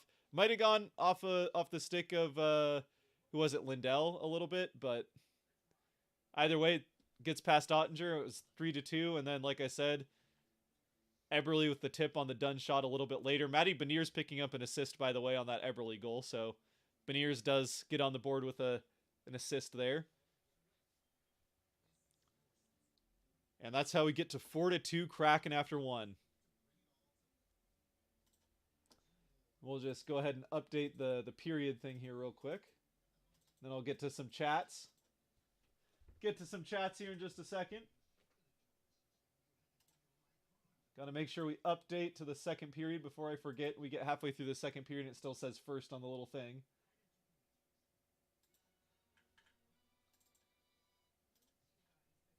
There we go. That should do it. That should do it. All right, what do we got here? Oh. Yeah, a goal, not an assist. Okay, so you needed Geekie to get a goal. Well, still could. I mean, the way goals are going in this game, it could still definitely happen. And Geekie has had a great playoff so far. let's be honest, if a team were to move, it would be Arizona. Yeah, that's kind of the thing. Like, if a team was going to move and relocate, it would have been Arizona, and it still could be. They still have to have the vote here actually in May. We're now May 2nd, so this is the latest in a year the Kraken have played a game. The Kraken had their final game of the regular season last year on May 1st, so now playing start of round 2 on the 2nd. This is the deepest into a calendar year the Kraken have played a game, other than obviously the start of a season happening in October. But yeah, with Arizona, like the NHL doing everything they can, unless the Arizona thing just falls apart. If this stadium in Tempe falls apart, then I wouldn't be surprised if the Coyotes do end up then looking to relocation. But yeah, with everything the NHL's done to make sure the Coyotes stay in Arizona, it's just not. I don't think it's super likely to happen anytime soon. Not while Bettman's commissioner, anyway. Which again, I think for the most part, not having relocation be great.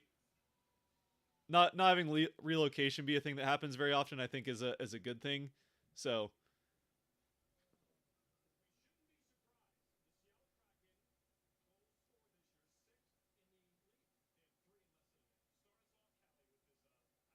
Three goals in less than a minute? Is that even real? Yeah, 3 goals in less than a minute. 14:28, Schultz scores. 11 seconds later, Oliver Bjorkstrand scores. And then at 15:20, still within that same minute, Eberle scored. So 3 goals in less than a minute for the Kraken to take the 4-2 lead.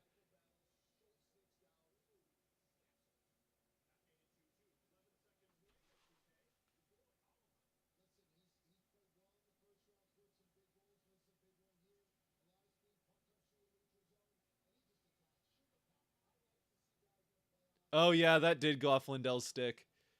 That went off the top of the blade of Lindell's stick. The Bjorkstrand shot, sorry to be clear. They're showing the replays of the 3 goals there for the Kraken. So Beniers wins the faceoff in the Dallas end out to Dunn, and then Dunn throws it on. I think that was tipped by Heiskanen and then went off Eberle's stick. So a couple deflections there. But hey, the Kraken win 2 big faceoffs there, and they got 3 quick ones.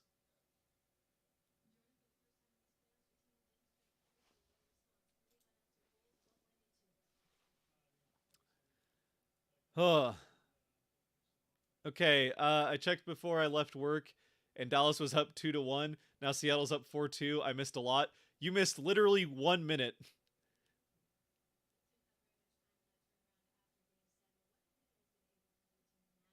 You missed literally 1 minute of time. The Kraken scored 3 goals in a minute.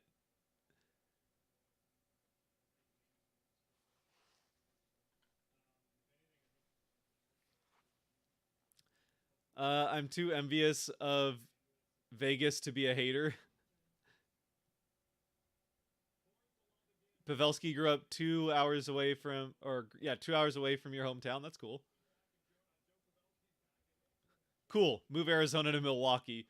Yeah, I mean, like again, I think there are places, especially, I mean, there's bigger markets obviously with both Atlanta and Houston, and honestly, I think Milwaukee as well are all places that a team would probably be more successful than Arizona. But I don't see it happening. Not while Bettman's commissioner anyway.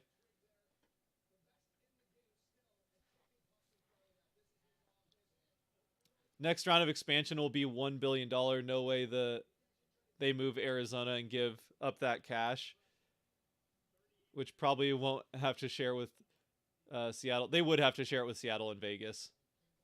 Yeah, any more expansion, they will share with Seattle and Vegas the fees.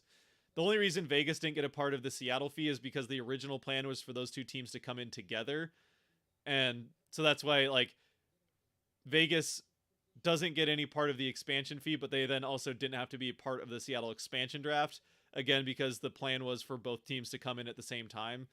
So, um, yeah, what if the NHL is to expand again? Then I mean, Seattle and Vegas would have to give up players in that expansion draft, and they would definitely get a part of that expansion fee for sure. But again, that goes to the owners. It goes to the owners of the team, so it's not even necessarily like that's money that's going back into the league or anything like that. Because it's money that goes to the owners, and then it's up to them to what they do with it. And rich people, they're not usually gonna make the decisions that you want them to with the money.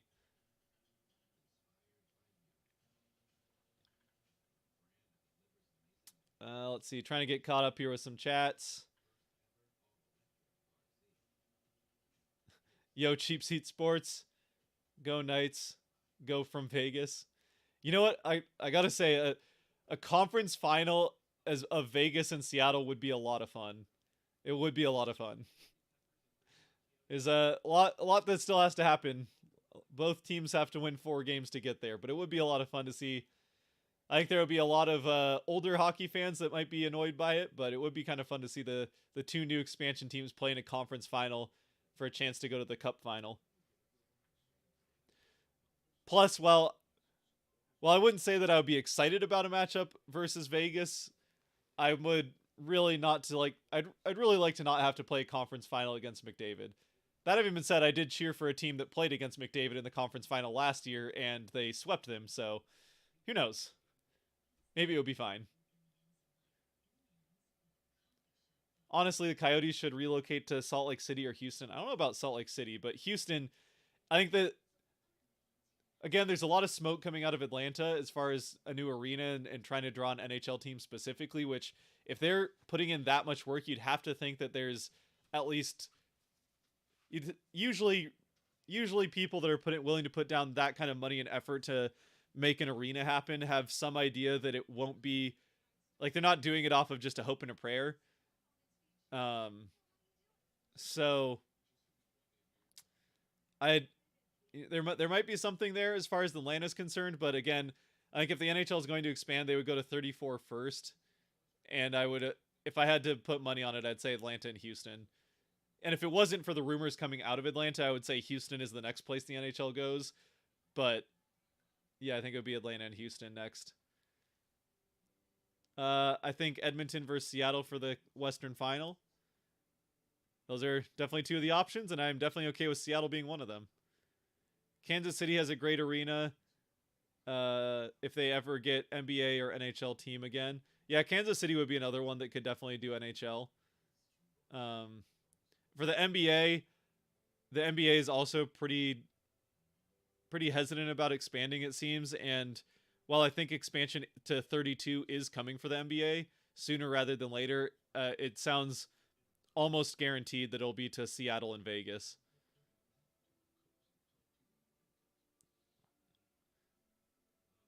If Bettman allows the Coyotes to move, then he'll move them to Tucson just to be contrary.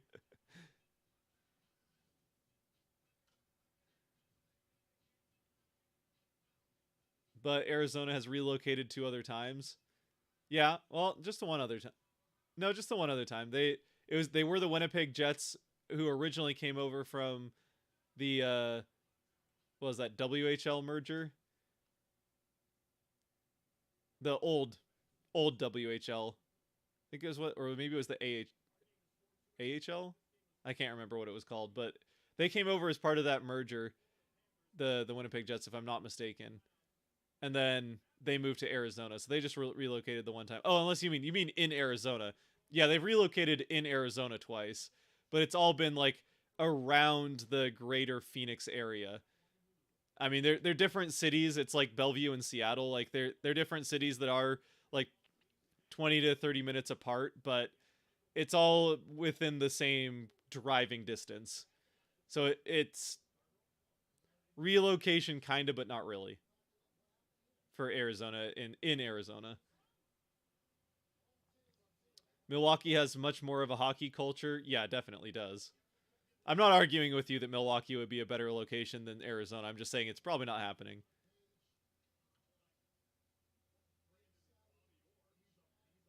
Okay, Dallas, you want to break our first goal streak? Then we'll drop 4 in the first. Love it. Love it. Are you displaying the game? No, unfortunately, Colin, I cannot display the game for copyright reasons. You might be able to find another YouTube channel doing that, but I'll tell you this: they probably will not have very many subscribers because they're going to get taken down pretty quick.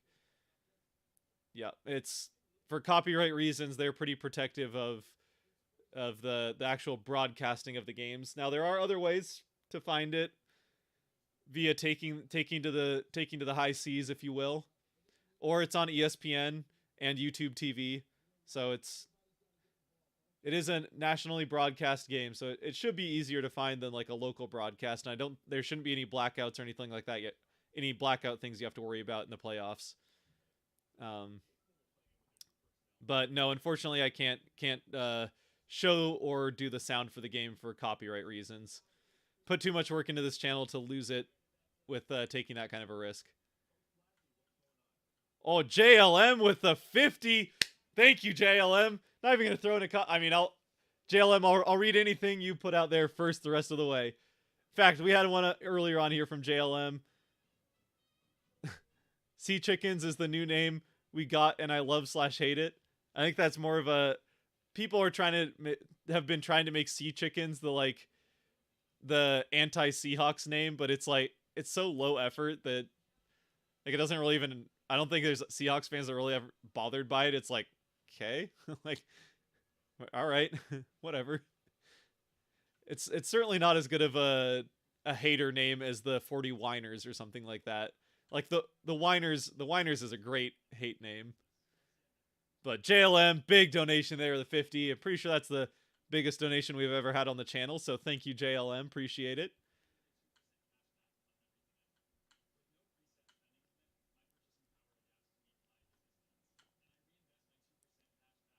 Took a while for Seattle to get the NHL team.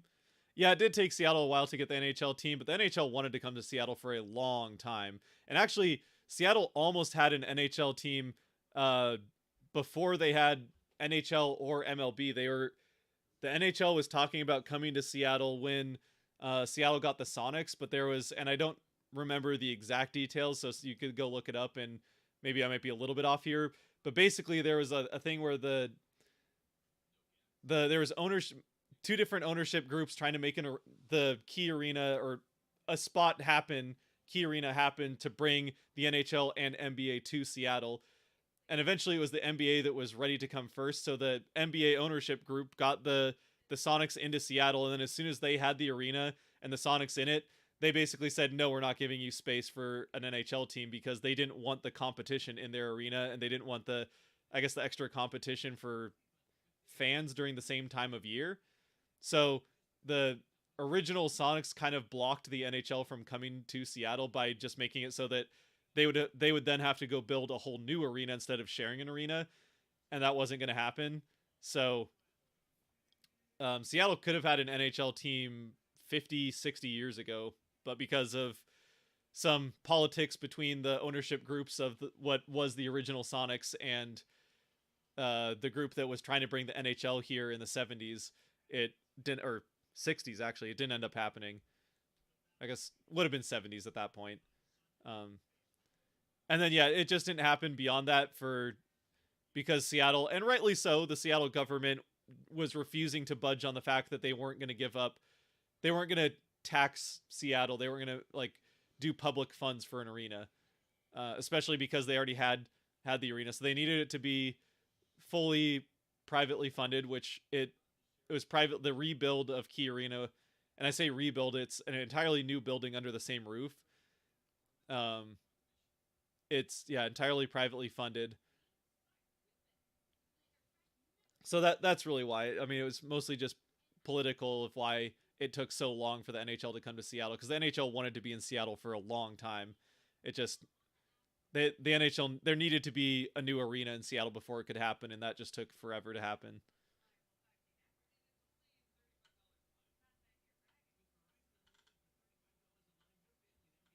All right, let's get caught up on some more chats here. Still a ways back. Need all first need all periods over one goal. Need both teams to score each period and just put up $50 on both teams to score in the second. There you go. Sheesh. I'm amazed at how well the Kraken are doing. Yeah, I mean, I'm not surprised that the Kraken are holding their own, and I'm not really even surprised the Kraken have a lead after one period, but I am surprised that it's 4 goals. I was expecting this series to be a lot of like 2-1, 3-2 type of games. I mean, it's still early on, like we're still just one period into the series, but boy, I thought 4 goals would be a lot for either of these teams to put up in a single game, much less a single period. Both teams to score in the second pays 2.75 times seems like a good bet. I would say so based on how the first went. Kraken now rank 6th in fastest 3 goals in postseason. So that was the 6th fastest a team had ever scored 3 goals in the postseason, if I'm understanding what John's saying there. Expansion to Alaska. We have gotten going here on the second period. Expansion to Alaska and Yukon. That would be fun. Unlikely to happen because of travel, and there's just not enough people in Alaska, but it would be fun. Here we go. Kraken down behind the Dallas net. Schwartz up. Shot! Oh, blocked on the way in. Shot again! Oh, that one did get through, but went to the side of the net. Tolvanen gets to it. Third line for the Kraken, holding in the first line of the Stars. Or maybe it's the second line for the Stars. Pavelski's out there, and I'm pretty sure they have him on the second line.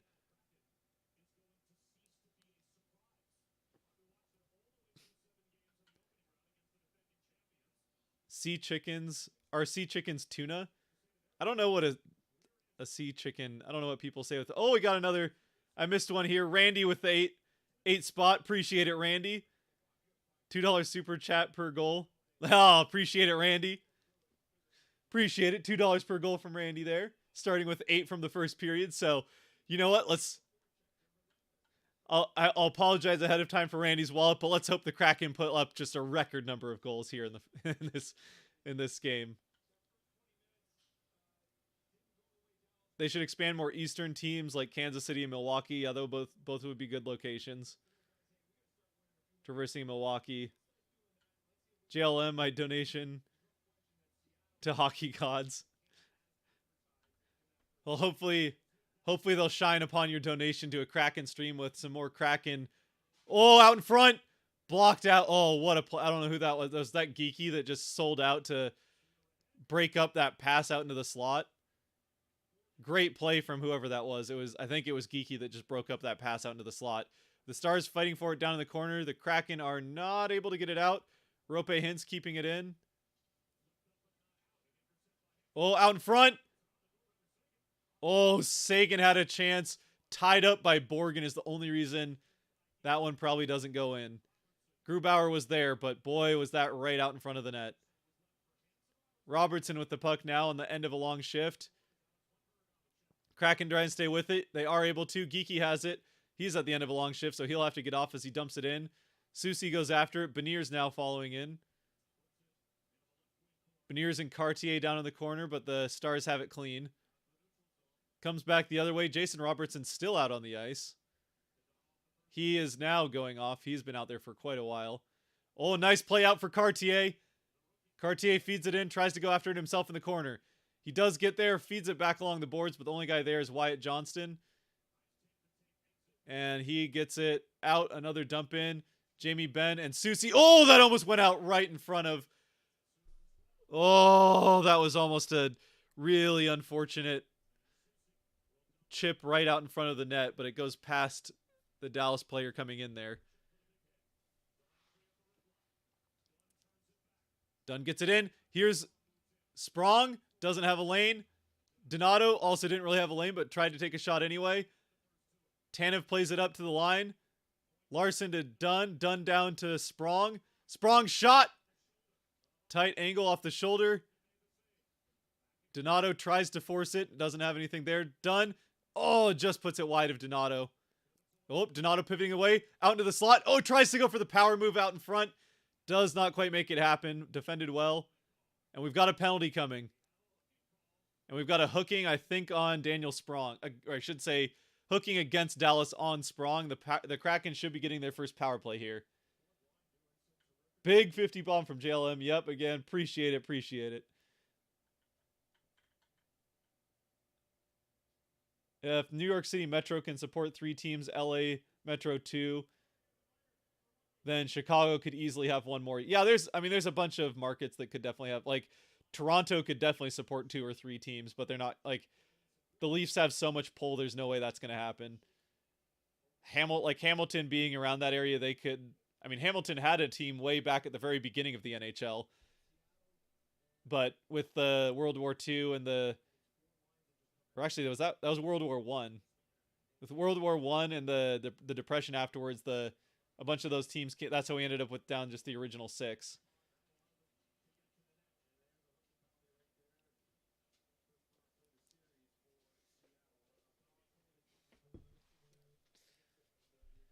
All right, Kraken power play. The Stars do win that face-off, and they'll kill off some time.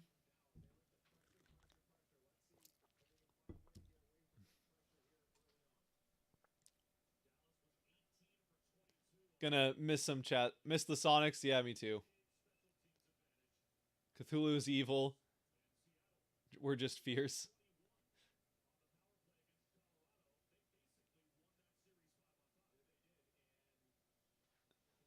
Fingers crossed.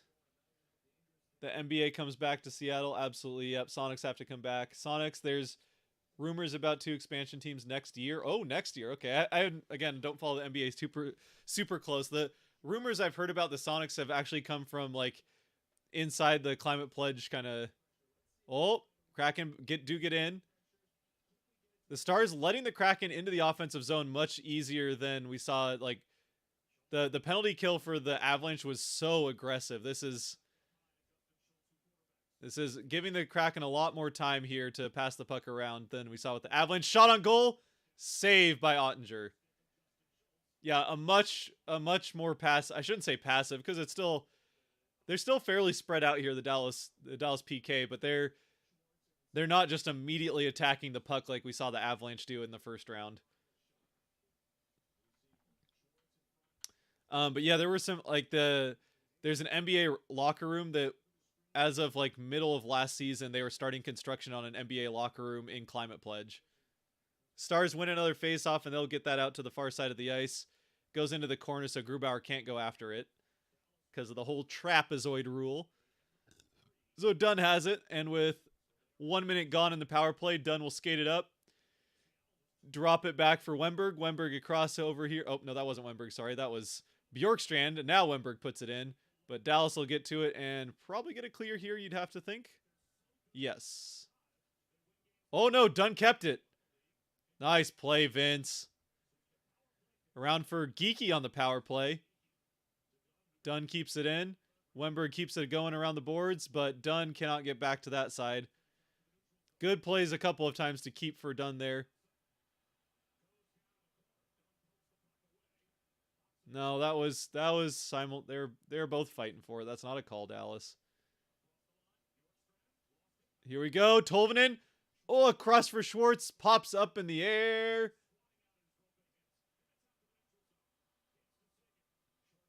That will end the power play, but the Stars in. Oh, went off the glove of Grubauer. Back to 5-on-5 as the Kraken have it behind their net. Not a lot. Kraken could not get a lot going on that power play, although I have to say the way the Stars were playing it, I think it opens up for the Kraken to have a little bit more success on the power play in round 2 here than they did in round 1 against that aggressive Avs kill. Indianapolis Speeders NHL expansion team. All sorts of expansion ideas going on here. Oh, JLM with chat here. Well, 3 in a minute is nuts. Yeah, 3 in a minute is nuts. If I remember stats from your preview, we're already double Ottinger's goal count in the playoffs. He had given up 3 goals in the last 3 games of that series. So the last 2 games 5 and 6 of the Dallas-Minnesota series, Ottinger just gave up 1 goal, and he gave up 2 in game 5. Or game 4, sorry. So he'd given up 3 goals between the last 3 games of that series. He gave up 4 in the first period against Seattle. To be clear, those were not all on Ottinger. But that's the life of a goaltender, at least for now in the NHL, is doesn't matter if it wasn't really your fault the puck went in because people made mistakes in front of you. It's still your stats that end up looking worse because of it. Fired across into the corner. Gord shot from a tight angle is put behind the net. Borgen throws it back behind the net. Gord whacking at it. Now Donato whacking at it. Behind the net. Good forechecking there from Donato and also Gord. A little bit of a cross check there from Gord, but nothing they were ever going to call in probably even the regular season, honestly, with that. Puck is on the net. Popped off the net. Oh, it was like sitting on the back of the net. Oh, Dunn keeps it in. Think he did keep it. Beniers out. Larson. Beniers has it up along the boards. And no one's there. Vacated corner, so it'll come all the way back to Grubauer.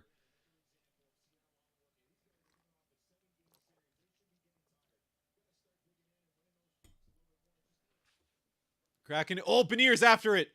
He's going to have a chance here. Out in front. Oh, it bounced off of Ottinger out in front of an empty net, but there was no one there as Cartier was tied up. Oh, nice back check, Beniers.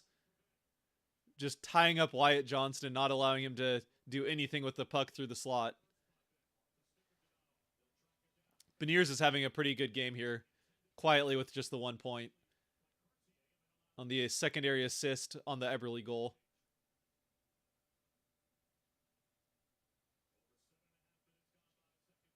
Heiskanen gets it up in, but offside is Dodonov. Oh, we got another fiver. Fiver here from Istana. Let me know if I pronounced that wrong. Sorry if the stream cut out a couple of times. It looks like chat's cut out a couple of times, but looks like it's going for the most part. But appreciate it. Celebrate the first. Absolutely. I appreciate the parentheses for Kraken as well. Number 1 with some balloons. Love it. Appreciate the super chat there. Earlier on we had, yeah, go Maddie.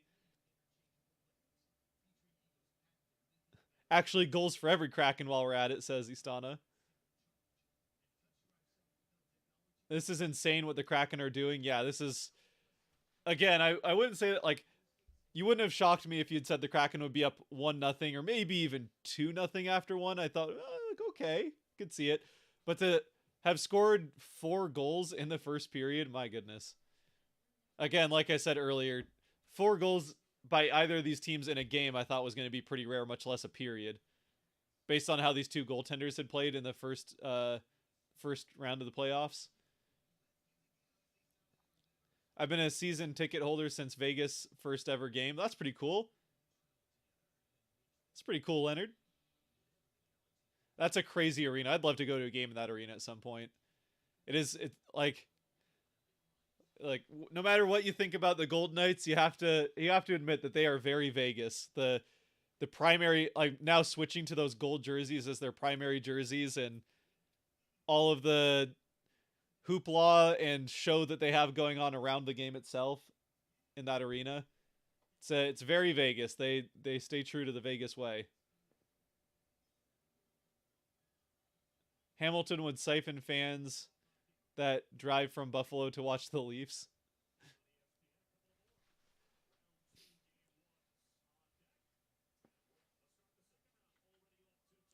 Imagine Vegas versus Seattle in the Western, how Canadian teams would react. Yeah, there'd be a lot of old hockey fans that would not like the 2 expansion teams. Shot by Tolvanen goes wide. A lot of like the old head hockey fans that would not like the 2 newest teams facing off in the conference final in just the 2nd year of the Kraken. And what, 5th year of the Golden Knights? Yes, please beat the Stars, says Ethan. Oh, big drive to the net there. Big save from Grubauer. Sagan drops it back. Bjorkstrand has it, though, and he'll chip it out. Looks like Heiskanen will get to it first.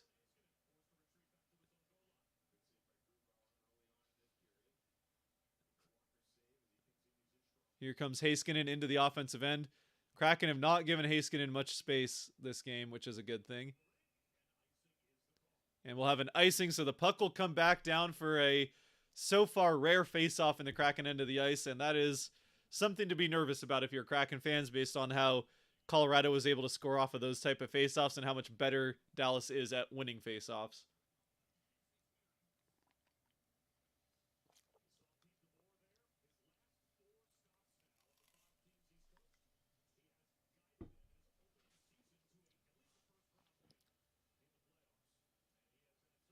Who's attacking more in this period? These periods, it was, I would say it was Dallas early on, but the Kraken definitely had the better second half of the first, and I would say the Kraken have had the better play so far here in the first half of the second, but it's been fairly back and forth. Pavelski from a tight angle, nothing doing off the side of the net. Oh, he tried to wrap it around the other side. Grubauer is able to freeze it. Oh boy.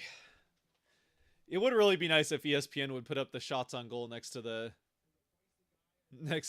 score.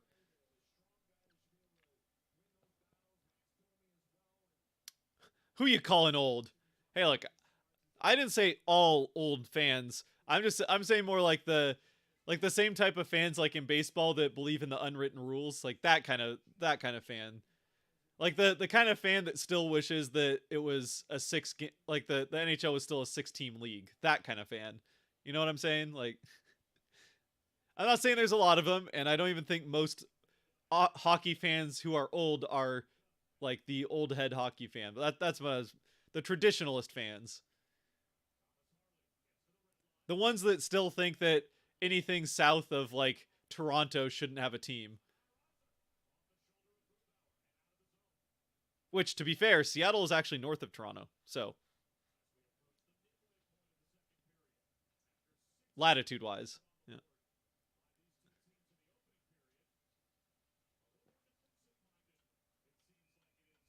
Yeah, a little bit more defensive second period here so far. So, for the people that were putting money on both teams scoring a goal in the second, well, obviously, we saw 3 goals go in less than a minute for the Kraken. So, anything could still happen with half of the second period left, but it's both teams are definitely coming out with more of a defensive mindset, it seems like, in this second period so far.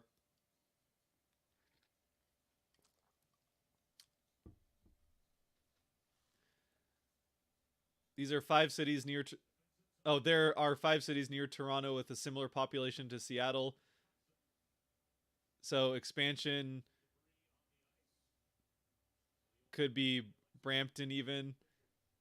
I mean, again, you're talking about like just the Seattle or like the city area. Seattle has a much bigger population in like the greater area when you start talking about like the east side as well. Than like those. Like Toronto's one of the biggest cities in North America, so I'm not saying that like it, but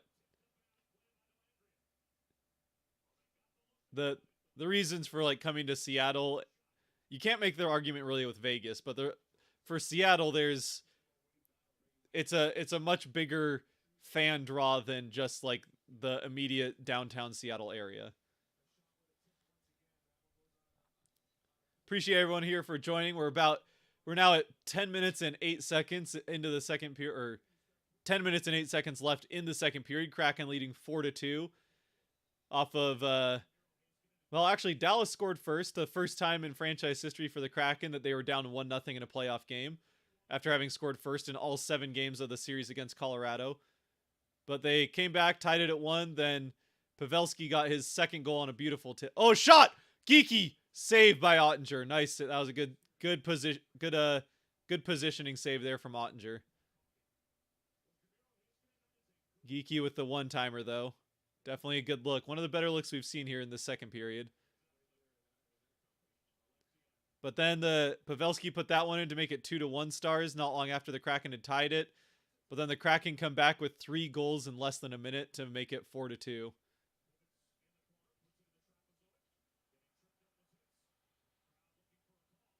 Nice play by Wimberg to break up that pass before it could get out in front of the net. Stars fans wanting yet another penalty that isn't there. Can't blame him though. Again, you gotta cheer for your team. Gotta cheer for your team. Fans aren't there to be impartial. There's a trip. Yeah, that one actually is a penalty, and they called it. So the Stars will get a power play here as Sagan gets tripped up. Oh, Gord's saying that Sagan flopped. I guess we'll see. It didn't look like it live, but maybe.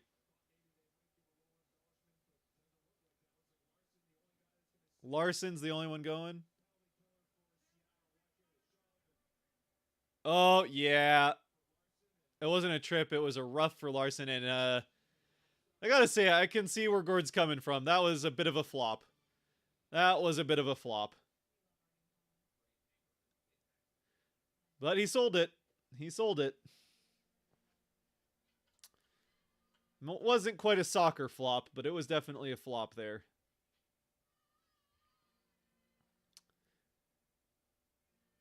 Let's see. Watching from Toronto. See, there's a big city that could have a team. I can't stand Edmonton, so I'd be fine with Vegas advancing. Again, I think the storyline's better for Vegas versus Seattle if Seattle moves on.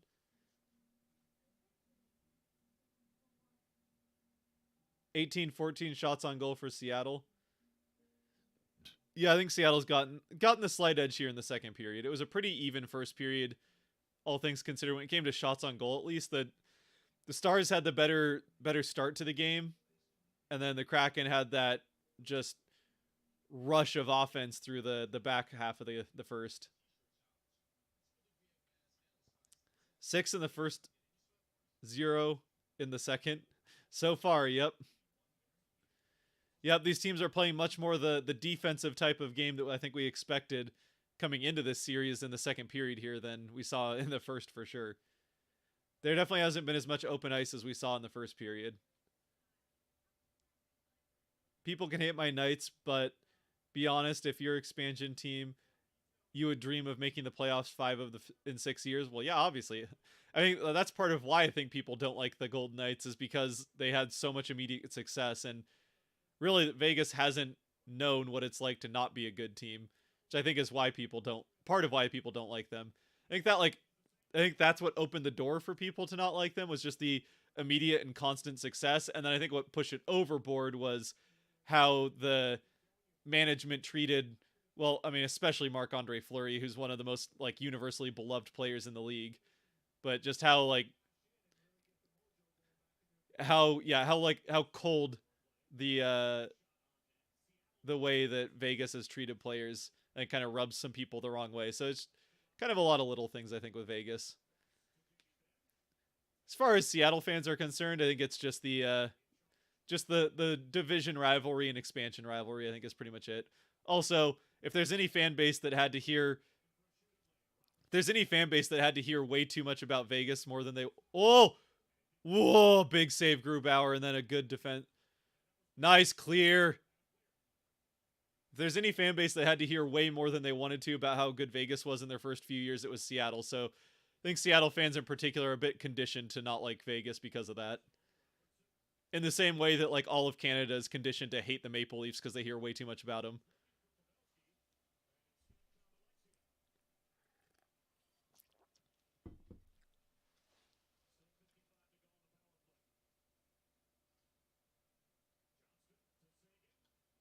Oh, takeaway. Come on, Gord.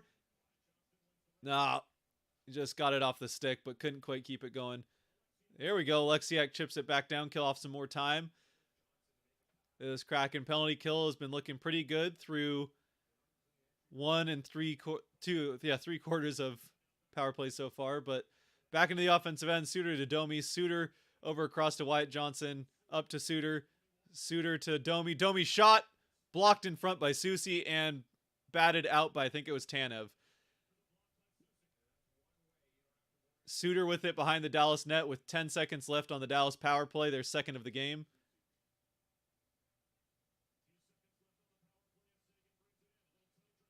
Shot. Oh, Grubauer's save. Where is it? Grubauer doesn't know where it is, but it's between his pads. He's got it. 1 second left on the power play. We'll get a face-off in the Kraken end.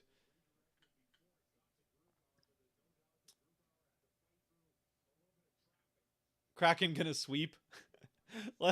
Look, I mean, I would be all for it, but I'm not gonna not gonna be counting on it. Oh man, if Kraken score, you have to hit the gritty. I don't know if I can do the gritty, to be perfectly honest. Not not particularly coordinated when it comes to the dance moves, if you will. Especially not the hip youth dance moves. If that doesn't show you that I'm older than I look, then I don't know what will.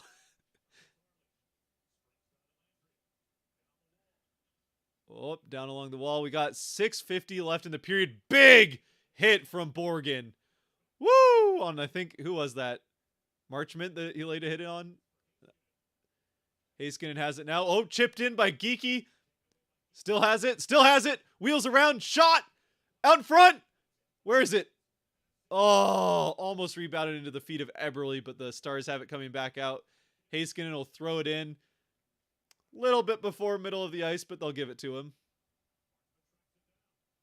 Oh, that's Marchment.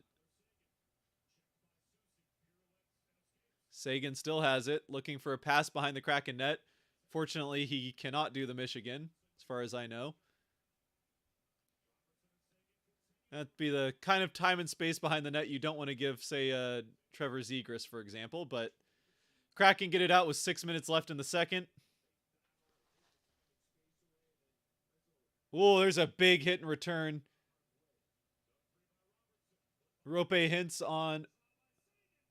I think it was Rope hints on Susie there.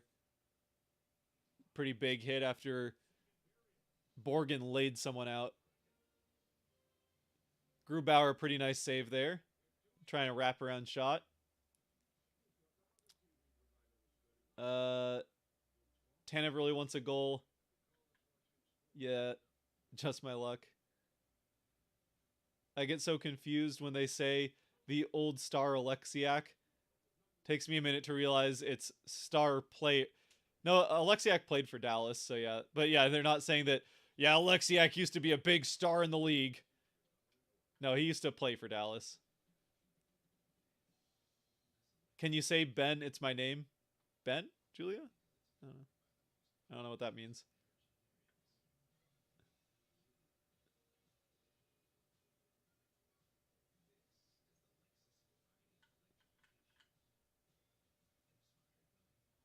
I don't know what's going on there with the person whose account says Julia, but they're asking me to say Ben. I'm not sure what that's about. I'm going to scroll down to the bottom. Maybe we'll try and get back up to some of those chats here at intermission, but let's try and get it more current here. Too many chats to go, too many chats to keep up with while trying to watch the game. We're at commercial for the minute, so I haven't seen anything more by JLM, who I promised I would read everything he said after that 50 drop earlier.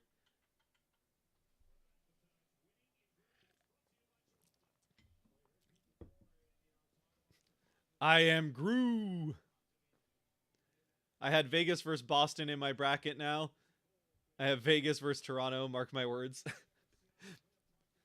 Well, Vegas is still alive, so you definitely got that part going for you. But yeah, I think Boston or Florida has kind of ruined a lot of people's bracket. Now I guess if you have Vegas versus Toronto, then Florida's got a second chance to ruin things for you there. But again, with you being a Vegas fan, I think all you're worried about is it being Vegas that faces whoever, right?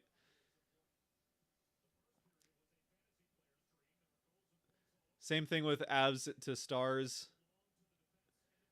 You can't rely on a few good people to take all the way. Yeah, people like that or the Stars, because they have mostly stayed healthy this season, are deeper than the Avalanche are, but not like a ton deeper. I feel like, I don't know. I mean, they definitely had much deeper scoring in the first round than the Avalanche did, but I think the issues the Avalanche had scoring depth, getting depth scoring, was because of how good Seattle's depth is. That they're like, their depth players just didn't have the lower lines of the opposing team to go up against. Oh, nice defense there by the Kraken. A little dicey there in the middle of the ice, but they had the defensive sticks to match. 5 minutes left in the second. Kraken still lead 4-2, as we have not had a goal yet here in this period. Beniers with the puck around the boards. He's going to swing it out to Larson. Larson's got some ice. Pulls. Power move. Wrap around. Still wrapping around. And out to Dunn as he just circles the... Dunn shoots! Off the... Oh, poor. Whoa. Couple big saves by Ottinger. He chested one down, went out into the slot off the rebound. Bjorkstrand got to it, wheeled around, fired off the shot, and Ottinger made that save. We got a penalty, though. Lindell will take the 2 minutes for hooking, so the Kraken will go to the power play with 4:46 left in the second.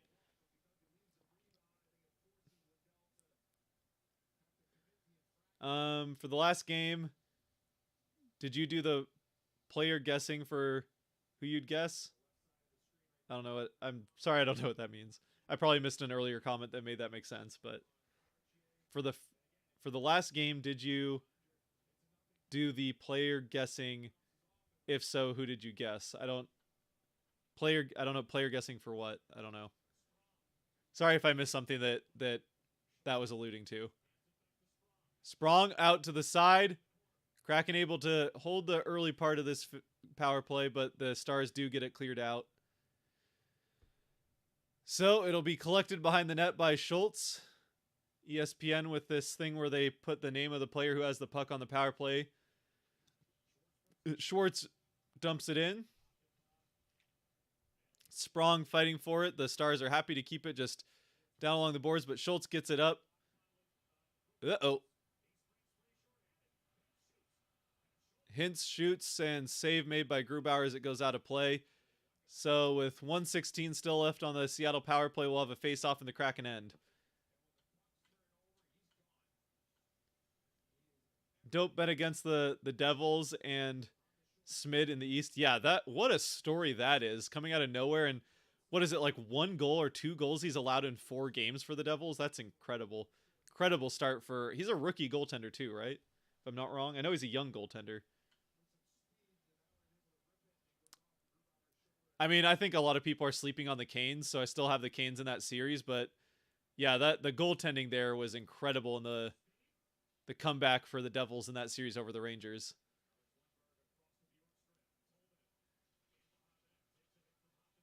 Tolvanen, Wemberg will get it up to Geekie. Geekie up to Dunn. Dunn back to Geekie, looking for a shot. Doesn't have it, so he'll go back to Dunn. Dunn over to Bjorkstrand. Shot! Oh, Geekie didn't quite have the rebound in time to take the follow-up shot. Here's Tolvanen to Dunn. Dunn shot! On net, save made. Bjorkstrand will... Oh, Wemberg, sorry, will get to it. Geekie has it now. Gets past Geekie. Can he get it up to keep control in the offensive end with 30 seconds left on the power play? Still fighting for it. Dunn waiting to hold the top. Bjorkstrand has it. Across to Tolvanen. Tolvanen will go up to Dunn. Dunn down to Tolvanen. Across to Geekie. Shot! Off the shoulder. Oh, rebound to Bjorkstrand, but he couldn't get a stick on it. They'll clear it, and that will do it for the Kraken power play. Good attempts there. That was one of the better power plays we've seen from the Kraken in a while here in these playoffs. Again, the Stars giving the Kraken a little bit more space and time than the Avalanche were. A little less aggressive on the kill.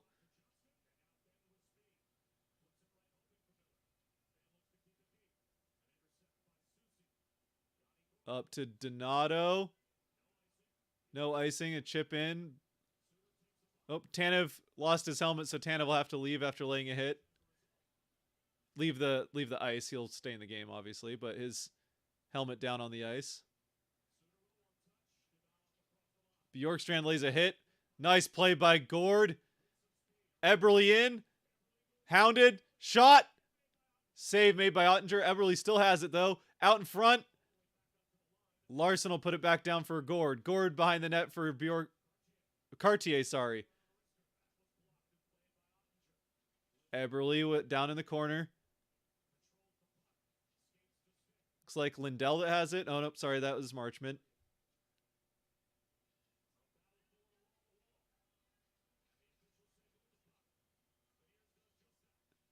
Lexiak, shot. Oh, he flubbed the shot, or maybe that was blocked by Dadonov.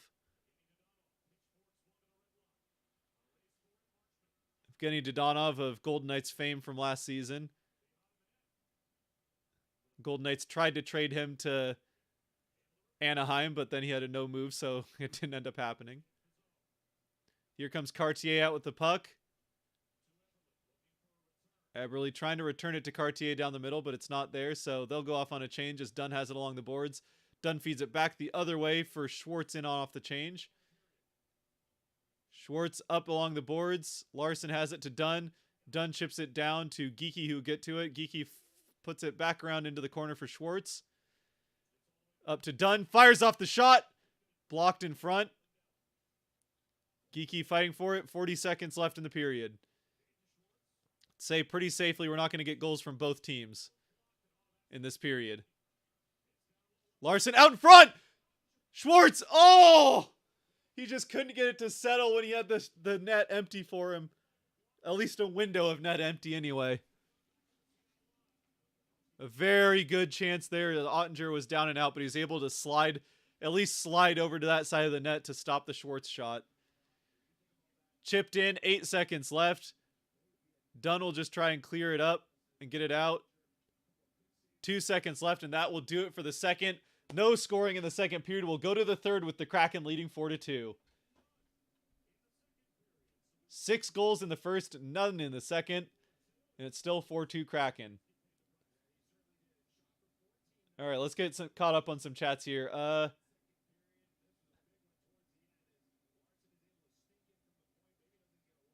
don't think 2 will get past second. Think you're right about Toronto in the final. I'm still picking the Canes out of the East. Plus, Toronto's already down 1-0. I mean, they were down 1-0 against Tampa Bay and still won 4 of the next 5, but can you turn your mic volume up? Sorry, I can bring it closer to myself, but I don't. It won't go up higher, unfortunately. I don't know if there's any way you can turn up on your end, but see if I can figure out something here.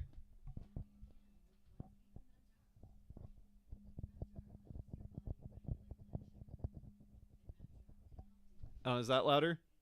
I don't know if that's louder.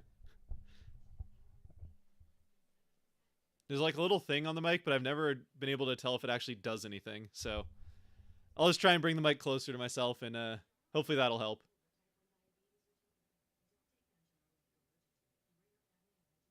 Sorry, CA.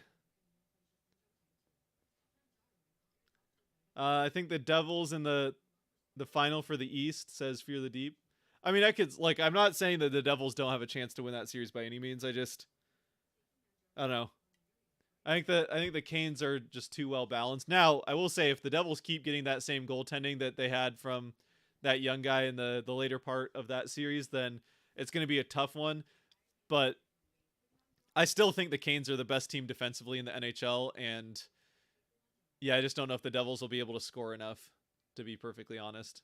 Even with how, fast-paced and young that team is, I don't know. I could be proven wrong, but I still feel good about the Canes coming out of the East. Hey, cheap seat sports. Let's go Dallas Stars. Oilers fan here. So, Gooder Dallas on Oilers going against Vegas.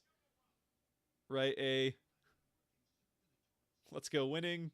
Believe Leon and Connor deserve a cup. I mean, yeah, Leon and Connor deserve a cup, but I don't know if they're going to get one in Edmonton as long as that team refuses to build any kind of consistent defense or goaltending. Now, I will say it, the picking up Matthias Ekholm is good, but you can't, you're not going to fix your defense with one move at the trade deadline. So, yeah, I mean, McDavid in particular has to end up with a cup at some point in his career. And if he spends his whole career in Edmonton, then I suppose it would be there. But, he's a multi-generational talent that's playing for the Oilers, that's destined for the Hall of Fame. So really, I think the question then is for McDavid, how long until he ends up getting traded to the LA Kings, right? Sorry, I had to poke Oilers fans a little bit there. Especially since you said go Dallas. I know I'm going to poke some fun if you say go Dallas.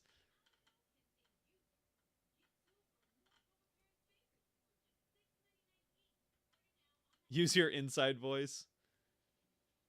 This is stupid. 0 in the second period, not even 1. Sorry for the people that bet on goals for each team there in the second period.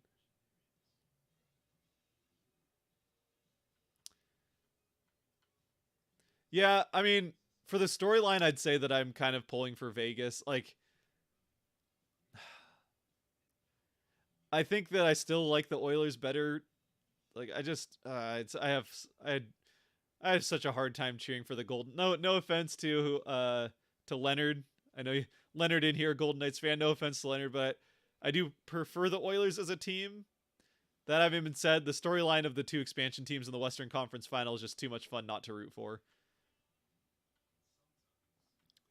People act like the Oilers are invincible. Their defense is shaky, especially their goaltending. We can get them. Yeah, again, like I said, I picked Vegas in that series, and I think Edmonton has a decent shot to move on to the Western Conference Final, but I just don't believe in Edmonton making a deep, like, I shouldn't say a deep run, because getting to the conference final last year was a deep run, but then they didn't win a game in the conference final. So I think the deeper it gets into the playoffs, the harder and harder it gets for Edmonton with that, again, shaky defense and inconsistent goaltending. Even though I would like the goaltending they've gotten from Stuart Skinner is the best that they've had maybe since McDavid's been there. Certainly in recent years anyway. But it's still not consistent enough, I don't think. At least not with the defense in front of him. Come on, Kraken, says Tyler. Indeed. Fleury also signed your jersey. Well, that's cool. Yeah, Marc-Andre Fleury. See, I love Marc-Andre Fleury. I'm glad, like, I wish Fleury and the Wild could have won that first round, but I'm glad that I don't have to cheer against Marc-Andre Fleury in this series. So, bittersweet, I suppose, there. I love Marc-Andre Fleury, though. Really admire Fleury. I don't know if there's a single person, like a single hockey fan, that doesn't like Marc-Andre Fleury. I just want to watch more Work Cup games. All our sports seemed rigged.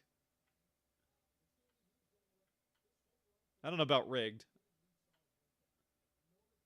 I mean, WWE is obviously rigged, but that's just like blatantly scripted, so it's not like that's part of the fun of it is that it's scripted.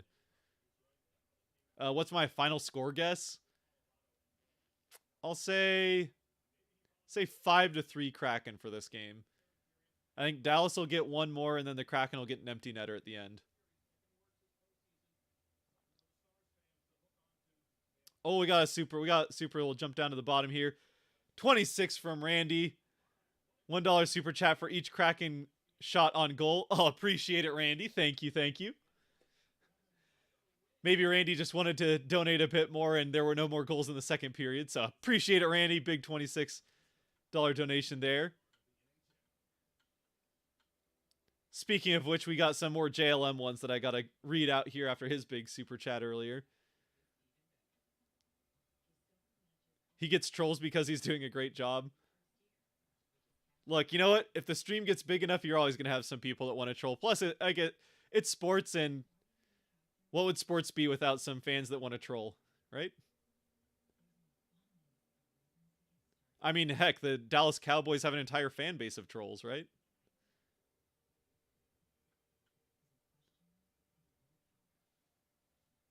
I was an Avs fan. Some of these ones from JLM are just answering other people's questions, but I said I was going to read all of them. For real, that's how you know. We got trolls for Avs series for sure. 26 shots on goal are 26 for 20 Kraken favor. Yeah, they're not showing the shots on goal, so it's hard to keep up with.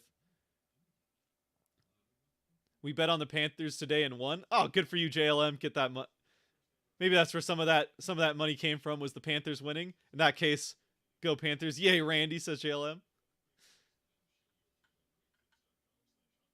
Oh, you're a she. Oh, I'm so sorry, JLM. So sorry.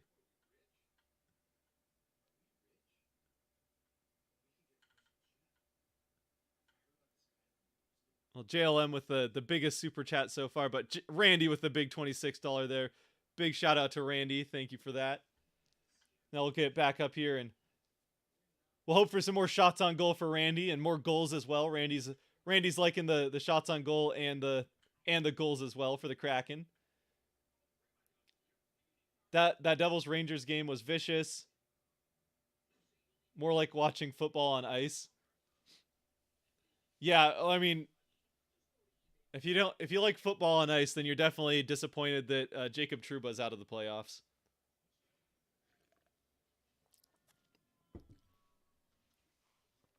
Because like we can talk about how Eberle and Makar are not the types of players to lay those hits that injured McCann and Cogliano, and neither one of those guys. I mean, really, neither one of them is particularly known for laying big hits. But Trouba is definitely a guy known for laying big hits, and I'm not gonna say dirty hits, but a lot of his hits, including the one on Timo Meyer, definitely walk that line. And honestly, like I don't think there's even a penalty for the hit on Meyer, and they were saying it was a clean hit. To me, it really looked like he got shoulder to face. So I don't know, that looked like a hit to the head to me, but I guess it doesn't matter if Trouba is suspended because he's out of the playoffs either way. So Devils got revenge in that way, at the very least. What's your final score guess? I said that. Whenever Florida versus Kraken, that would be the longest series in distance, I think, geographically speaking. I think Edmonton and Florida might be longer. I'm not sure though. I think Edmonton and Florida might be longer, but it not 100% on that. Edmonton's so far north. Kraken have scored 3 goals in less than a minute. Never seen that before. Apparently, it only happened 5 other times, or that was the 6th fastest 3 goals in a playoff game. That's what someone said earlier. I haven't been able to confirm that, but someone said that earlier, so I'll believe them until I'm proven wrong. It's luck. Kraken suck. Tyler, come on now. You know that's not true. My conference finals are Vegas versus Seattle, New Jersey versus Toronto. That'll be the 2 expansion teams and the 2 teams with ex-Kraken players. So, sure, why not? I don't know who I have in Florida. Florida, Toronto, I'm not really sure what I think of that series. I had Boston coming out of that side of the bracket, so that side of my bracket's already ruined. I'm still gonna stick with the Canes going to the Cup final out of the East, but I could see New Jersey winning that series for sure. It's possible that Florida Edmonton is longer distance. Yeah, think I said that as well. You get so many trolls in your chats. I think that's just the way the internet is. Lots of trolls, but that's fine. Yeah, just try to move past it. As long as they're somewhat respectful and not saying like as long as it's not like a bot that's, spamming links and that kind of stuff, or like someone saying things that are disrespectful like we had in the last chat, then that's fine. But we got 136 people in here, so thank you everyone for joining. What team did you like before the Kraken? I said the Avs. Yeah, I think JLM pointed that out here a little bit later. But yeah, I was an Avs fan before the Kraken started, but from the Seattle area, so it was not a hard decision to make to jump ship to the Kraken when they started up. Don't the Kraken have a troll for a mascot? Sarah with a good point there. Kraken do have a troll for a mascot, and if you follow Bowie on Twitter, he Bowie lives up to his race, I guess you could say, as a troll on Twitter.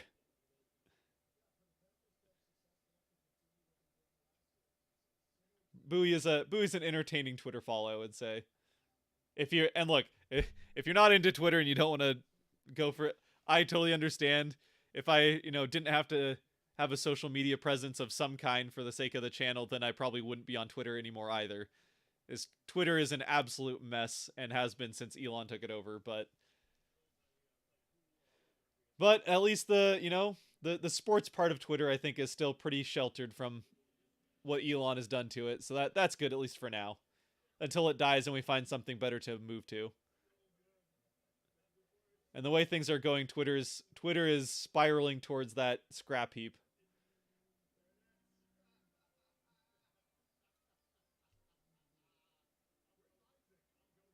True JLM, I just find it funny. That's how you know. Are you a season ticket holder? Yeah, I split a half season tickets. Yeah, my parents still live in the area as well, so got in contact with them, and my dad and I both bought a seat for season tickets. So we have half the season for season tickets. Up in the upper deck, up in the cheap seats. Staying true to the name, we're up in the cheap seats in the for the season tickets.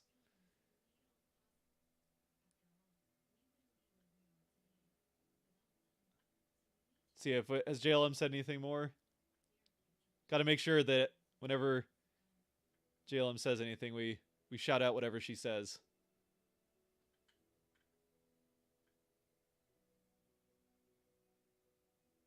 I, Omega Sports says I'm always rooting against Vegas. That's how I feel about the blunder in the NBA. My favorite NBA team is whoever's playing the blunder.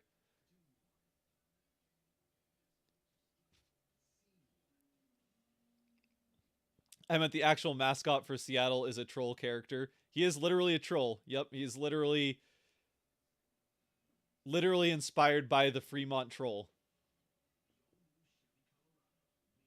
I just liked the irony. Yep, it's a good point, Sarah. It's a good point. I used to watch Skinner in the WHL, and nothing has changed. Let's go Kraken, beat the Stars, says Pablo. That's what we're here for, Pablo. So far, so good. 4-2 after 2. No goals in the second period. The Kraken took that 4-2 lead in the first period off of 3 goals in less than a minute. Here we go. Now we're starting to get caught up here. North Farm Girl still with the all caps and lots of hockey emojis.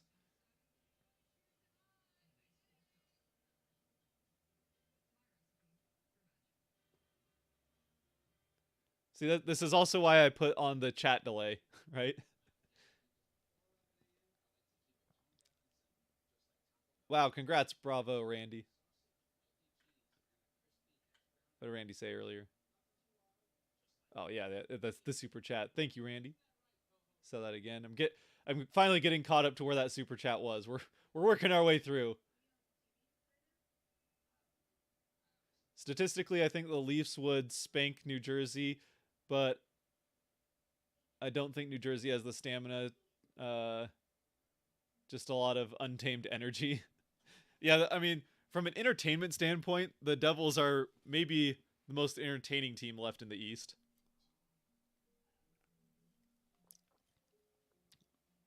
Unless you're really into goaltending. Although, again, the Devils might have the goaltending to entertain you there as well. The Canes might be the least entertaining team left in the East, but that's part of why I think they might end up making their defense is so good in Carolina.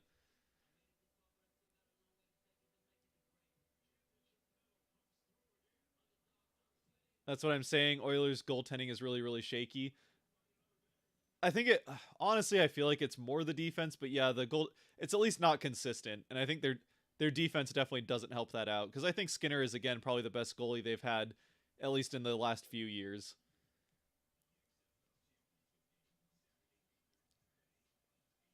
Do I know the shot count? It's 26-20 in favor of the Kraken. I think someone said that here a little bit later. Oh man, we're trying to get caught up. I swear I'm trying to get caught up, guys.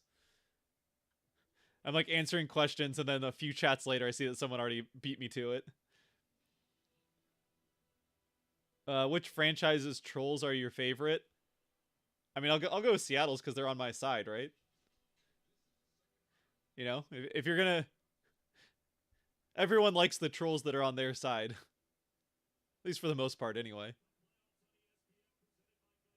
You know, if you're trolling and disrespectful, then nobody likes that. But go Kraken from England, says Keith. Appreciate it, Keith. Either waking up early or staying up late.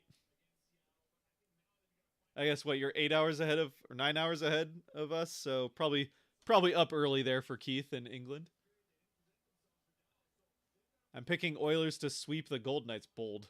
That is bold. I still pick the Golden Knights in that series, but I think it'll be a good one. I'd say Golden Knights in 7. I think I'll go Golden Knights in 7. but I could definitely see the Oilers winning one more series.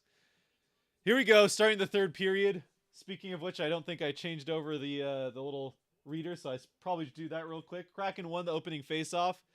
They're working on getting the puck.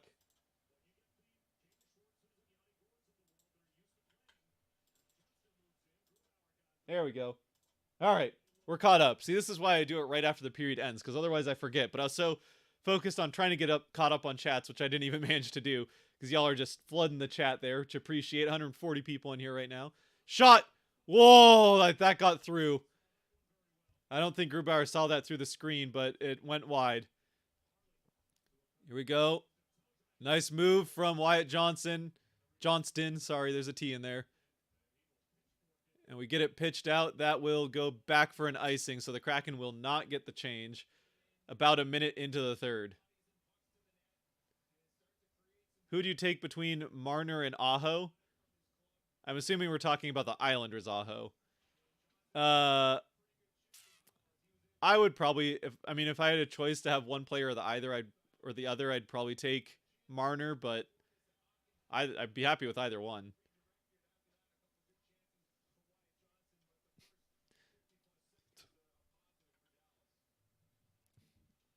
It's time to release the Kraken. Thank you, Super Chatters, for supporting this, says Sarah. Again, yes, thank you to everyone who's Super Chatted. Pretty sure this is the biggest Super Chatted stream we've had so far on the channel. I don't really remember how many Super Chats I had in the biggest stream we ever had here, which was the first entry draft way back when for the Kraken when they took Matty Beniers second overall. But I'm going to say this is probably the biggest Super Chat stream we've had so far, so thank you everyone doing that, and everyone else just for being a part of it. Obviously with Randy a couple chats, and JLM with the big one. That every little bit is appreciated. We had another one up there earlier as well. I think that was Estonia that had the one earlier. Here's Geeky in on a break. Backhand. Oh, held up by Heiskanen. Good back check from Heiskanen there to prevent Geeky from getting the shot off.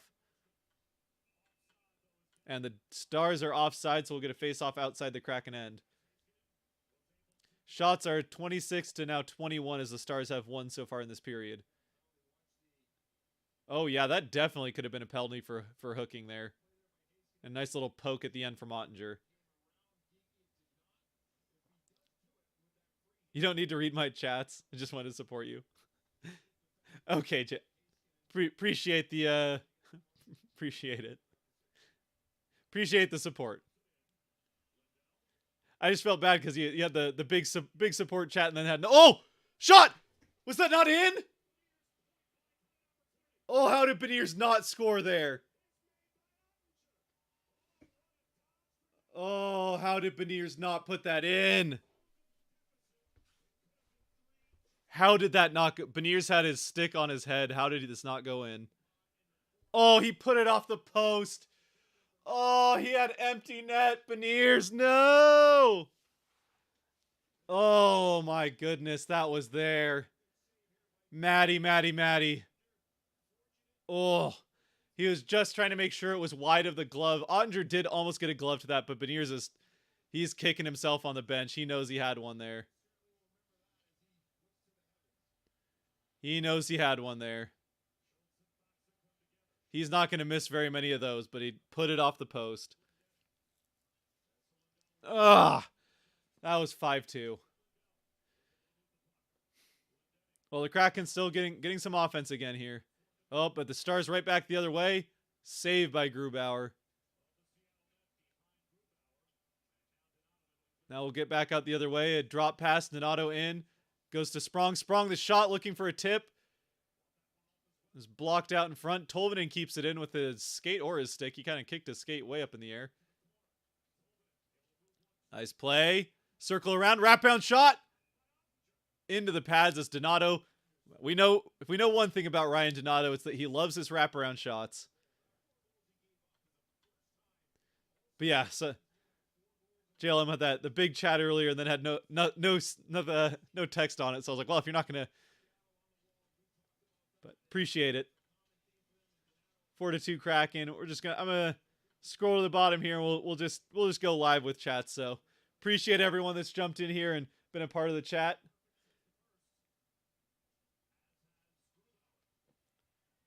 We have the best troll in Bowie, says John. Absolutely, John, you got that right. 4-2 Kraken, absolutely. It's 4-2 Kraken, has been since about the 15 minutes into the first. There's no scoring in the second after 6 goals in the first period. And this third period is being played like there might be some more goals as well. Gord feeds it back in. Tolvanen after it. Tolvanen has it. Can he get a pass out in front? No. Played well there by Jamie Benn to get it out.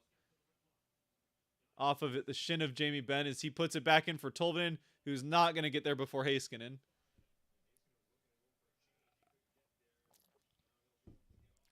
Oh, nice play from Geeky. Kraken just not letting anything through the neutral zone right now. Here we go. Alexiak throws it in just as Schwartz gets back on side, sorry. Fired in. The Stars now will get into the offensive end for the first time in a little bit. And they are able to hold it in, although Alexiak to it behind the net. Doesn't quite get to it first as Sagan's there as well. Robertson. Someone got to stick to that. I think it was Schwartz, or maybe it was Geeky. I think it was Geeky, actually. Out in front. Alexiak has it in front of the Kraken net. Fed back for Borgen. Borgen to Alexiak. Alexiak up to 32 hits for the Kraken, 11 for the Stars. So the Kraken definitely winning the physical battle so far. Shot wide from Schultz way up at the point. Eberle keeps it in. Beniers has it. Beniers to Eberle. Eberle pulls it, but has it poked off his stick by Pavelski, and the Stars will get back out. But that could come back for icing and will come back for icing. So we'll get a face-off in the Dallas end with just under 15 minutes left in the third. Where do you think Bedard will go? I assume you mean which city he'll go to, not which spot, because he'll go first overall. But I mean, obviously the best odds are with Anaheim, but I'm gonna say where I want him to go, which is obviously Columbus. Just keep him out of the West, please. Look, in the next few years, the East is going to be losing Crosby and Ovechkin, so they got to get another superstar back in there to replace those guys. Plus, the West already has and the Pacific in particular already has Connor McDavid. So we don't need another superstar Connor in the division. But being that the Ducks lost 13 straight to get to that best odds at the first pick, and that's the last place I want him going because of Zegras also being there, I'm sure that's what'll end up happening. Sure, he'll probably end up with the Ducks in those hideous jerseys. I don't know who thought gold and orange was a good combination, but shot goes wide. Shot's now up to 29-23. I'll read it while they have it up there because they don't keep it up there the whole time. Out in front, scramble. The Kraken keep it out. Good play by Gord to get to that and get it out of the zone as Tolvanen chases in on the forecheck. Bjorkstrand will get to it. Bjorkstrand up against the boards. Oh, Bjorkstrand fights it away from 2 Stars. Up to Tolvanen. Oh, Tolvanen just couldn't get a full stick on it. As Gordon puts it behind the net for Tolvanen. Marchment gets to it first, though. Gord comes back down to cut that off. As the Kraken are rolling a change here. Bjorkstrand and Tolvanen are already off. Gord holding the puck with Geeky behind him.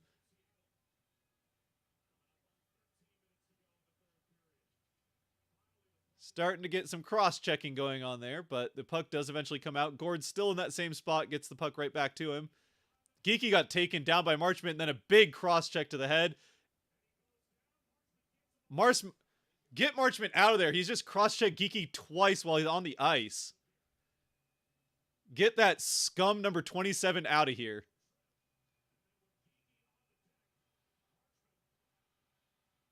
Now Alexiak fighting somebody. Fosca, who I don't think was there, or Foxo, when I don't think he was there when Alexiak was there. Alexiak has a lot of ex-teammates on that Stars team still, but I don't think Foxo's one of them. Maybe I'm wrong about that. I don't actually remember. Looks like Geeky's okay, but Marchment with a pretty scummy couple of cheap shot cross checks to the back of Geeky's head and shoulders.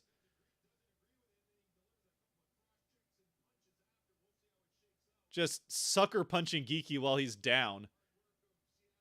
What a scummy play by Marchment.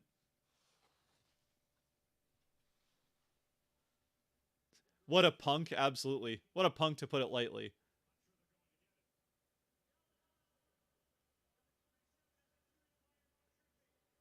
Boy, he is lucky he just got 2 minutes. He could have easily gotten roughing on top of that. I think the only reason that's not 2 minor penalties on Marchment is because it's the playoffs.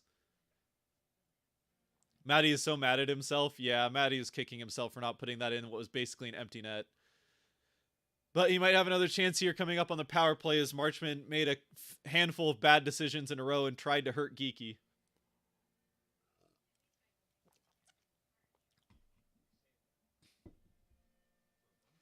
Bowie doesn't scare the kids. That's right. The kids love Bowie. Except for when I will say, when they first announced Bowie, they had him like come up to a kid for a, like, you know, do a hug on camera, and the kid just turned away and said no, like shook his head. So it might have taken the kids a little bit to warm up to Bowie, but they love him now. They love him now. Might have been an acquired taste, but we love Bowie now.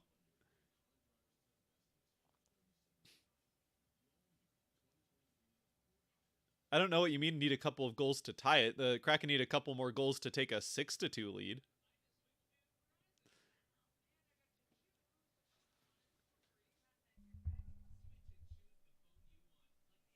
Trying to keep the mic pointed straight at me so it picks up my voice the best.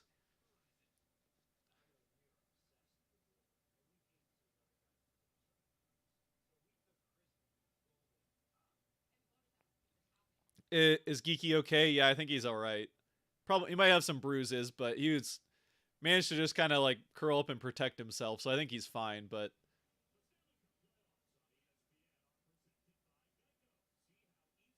a couple of cross checks there from Marchment. Then he's just fighting Geeky in front of the net. Then Geeky just beats him clean out behind the net, and then Marchment trips Geeky and then just starts cross-checking him in the back while he's down. Then sucker punches him in the back of the head. Then sucker punches him again in the head. What a piece of crap. I hope the Kraken score on this power play just so Marchment can feel worse about himself.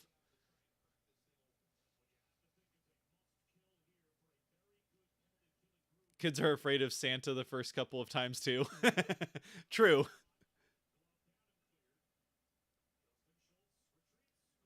Schultz out to Beniers. Beniers into the offensive end. He'll swing it down for Eberle. Eberle back up to Beniers.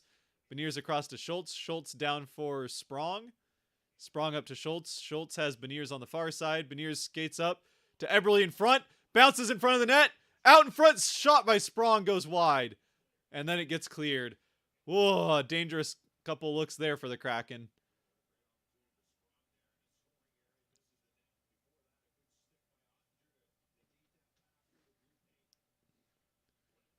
The mascot Bowie looks like Ozzy Osbourne there. I said it. Tolvanen to Dunn, second unit out there. Geeky now on the far side. Oh, how sweet it would be for Geeky to get the goal here. Bjorkstrand shot! It's blocked. Bjorkstrand keeps it in, but it does get cleared out after Bjorkstrand kept it in for a little bit longer. 40 seconds left on the power play for the Kraken. Seems like this power play has gone by real quick. Wemberg has it coming in. Bjorkstrand now will feather it across out in front of Geeky, who has it down in the corner. Geeky will get it up along the boards to Dunn. Dunn out to Bjorkstrand. Bjorkstrand down to Tolvanen. Tolvanen to Bjorkstrand. Shot! Wide. Nice passing play to get Bjorkstrand up for that shot in the slot. Here's Dunn. Dunn wheeling around. He's got Tolvanen on the far side. Tolvanen looking for a shot. Takes it. Goes off Wemberg. Wemberg has it. Shot from Dunn. Save made. Or maybe a block. Bjorkstrand has it back to full strength. Kraken don't score on the power play, but they do have it in the offensive end. Dunn down in the corner with Tolvanen now behind the net. 3 Stars are on it, and the Kraken will try and get off on a change. Larson and Gord have gotten out. They're new skaters for the Kraken. Just about halfway through the third here. 10 minutes and 30 seconds. Here's Gord. Oh, just shoot the puck, Gord. Oh, he tried to pass it to Donato. He had the shot. Just take it. Just take that shot, Gord. Oh, here's Pavelski, or Ben, and the Stars score. Pavelski with the hat trick.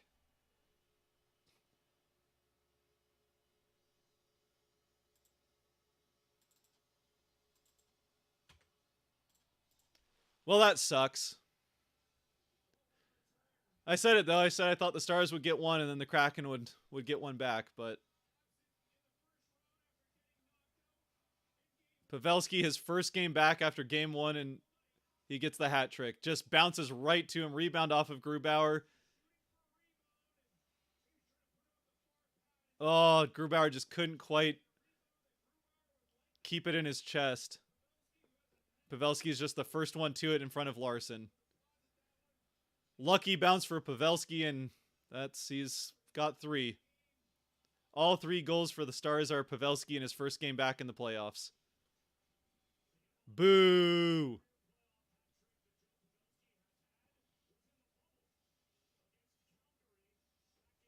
Boo!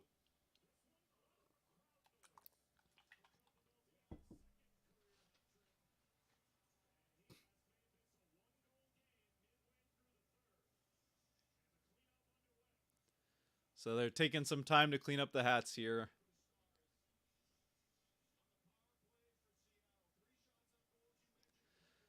Yeah. We were kind of hoping that if Pavelski was going to come back, that McCann would be able to come back at the same time whenever that happened. But Pavelski comes back for game 1, of course, just like Makar was back for game 1 of that series. And Pavelski's been the only star to score so far.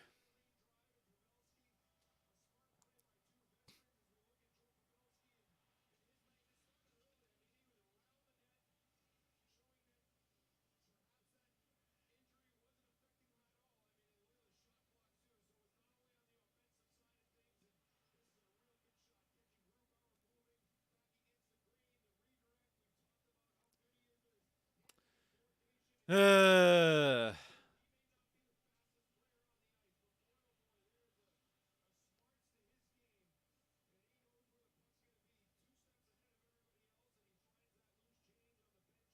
don't know what silly Bubby is trying to say there. Don't know what he's trying to say there, but...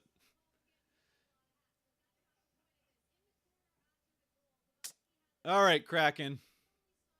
Let's get their response now.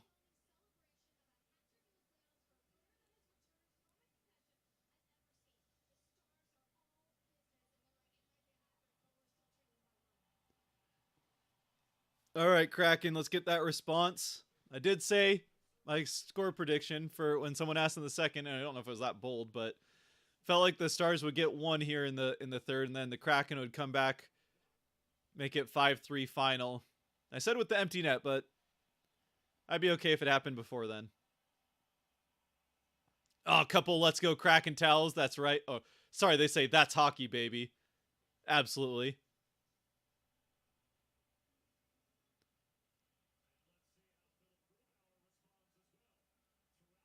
All right, Kraken get it down into the offensive end. Shot right away. Blocked out in front. Kept in.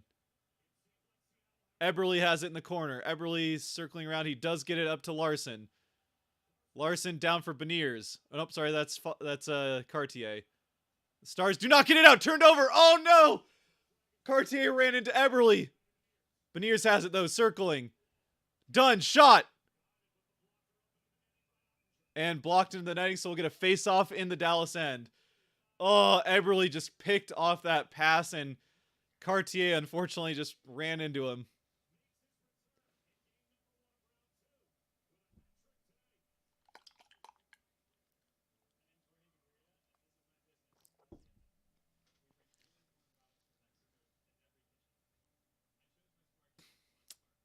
Yeah, unfortunately, Pavelski has made a pretty big difference in his first game back, which of course is in game one. Of course, it's game one. Still no McCann for the Kraken, but Pavelski's back for the Stars.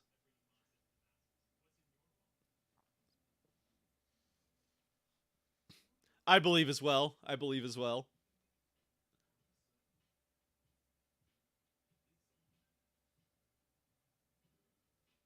Let's go, Kraken. Indeed, let's go.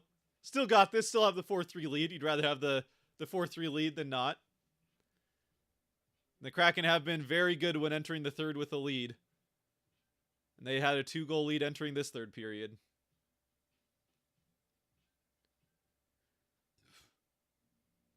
Kraken will get 1 goal for every tentacle. That's a lot of goals. I like it.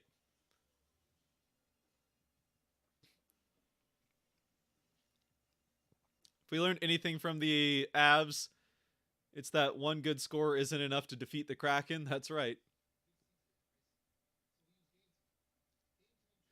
That's right.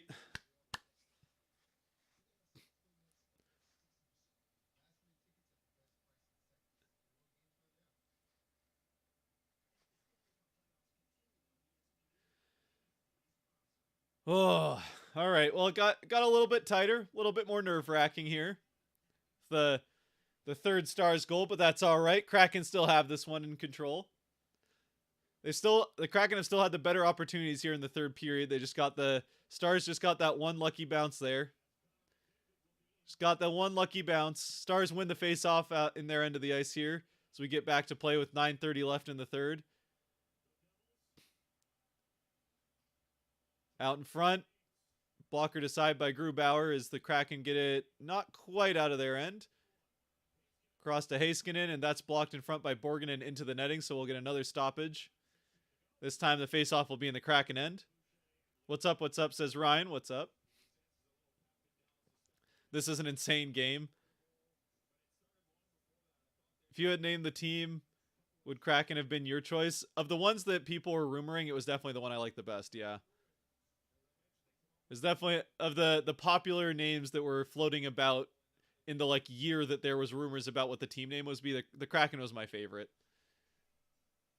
So it's just fun. It's a fun name. It's unique, and it definitely an attention catcher for sure. Which is, it's good to have an attention catching name and not just a boring name. Plus, I did not like the idea of sockeyes because I just had this image in my head of like the Celtics logo but a fish. And that would have been pretty gross. I don't know. I wouldn't have liked that. Comes around the outside. Stars have it out of their zone. They don't turn it over this time. Rope hints into the far side. Sagan shot. Saved by Grubauer. No rebound.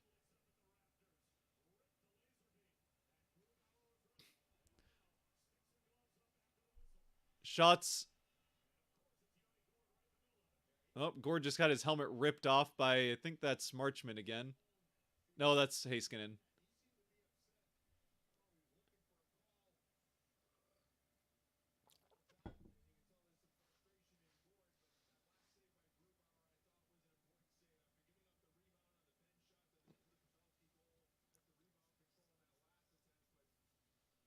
Shots are 31-27 in favor of the Kraken. So pretty even game, both now in goals as well as shots on goal. Let's play some good D, says Fear the Deep. Absolutely, definitely could do with some of that. 8 minutes, just under 9 minutes left in the third.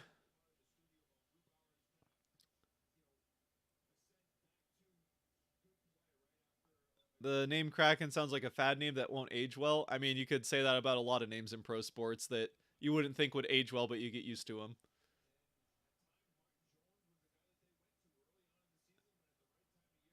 Like the Avalanche is a cool name, but like, I don't know, it's weird. Still, I like the Avalanche name, but yeah, it's definitely a more unique name. I definitely prefer having a name like Kraken than a kind of boring name like the Stars. Like the North Stars is kind of cool because it's like, they were up north in Minnesota, and Minnesota is like the cool Knights, stuff like that. But just the Stars is kind of boring. Just like the Cowboys is kind of boring. Not to pick too much on Dallas sports, but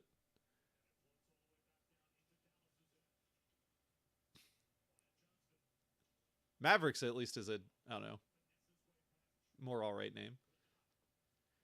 Oh, Randy with another fiver, catching up on the shots on goal. Appreciate it. Thanks for another donation there from Randy. 31 shots for the Kraken so far in this game. Oh, a shot goes wide. 8 minutes left. Dallas holding the offensive end as the Kraken are keeping everything to the outside, which is what we know. Beniers doesn't have his stick, though. So it's kind of a pseudo power play here for the Stars until they can get a stoppage and Beniers can get another stick. Or they can get it out. Saved by Grubauer off of the shot from out. Beniers has gotten a stick, so it's back to a true 5-on-5. Nice. Here we go. Cartier will at least get it out. The Kraken need a change, though, so they won't get too much time here in the offensive end as Cartier lays the hit on Ben. The Stars have been pressing hard here for a bit. Third line out there for the Kraken. It's Domi, Pavelski in the second line out there for the Stars. So Kraken matching up their third line with the Pavelski line, which makes sense considering how that has gone so far.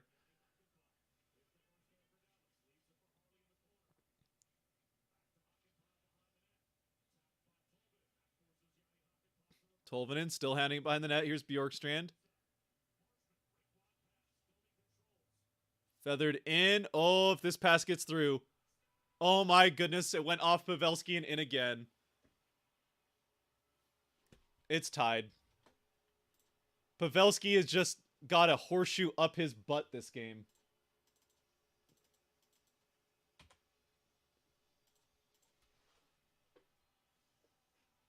Two lucky bounces for Pavelski, and it's tied at 4.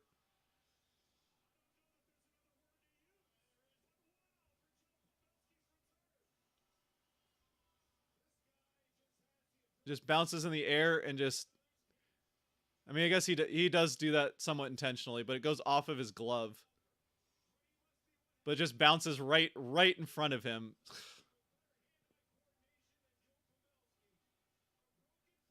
Kraken still have this. They can still get this. They're going to get a good response here. Kraken still win this game.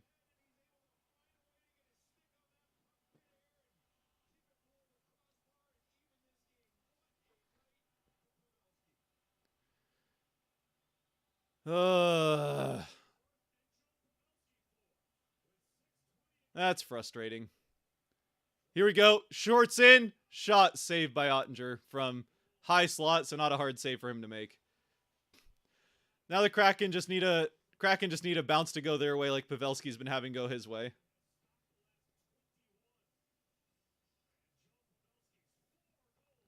Geeky will pot it. Welcome to the... This has not been on Grubauer. It's just been some lucky bounces. Grubauer has been perfectly fine in this game.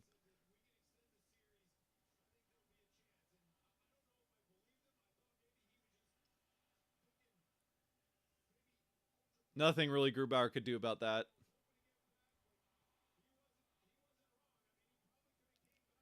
I mean, you could say that, like, Ottinger's let in 4, so I guess Ottinger sucks too then, right? Is that what we're saying? Ottinger was just a fluke in round 1. Is that what we're going with, I guess? It's 4-4, so you can't have it both ways.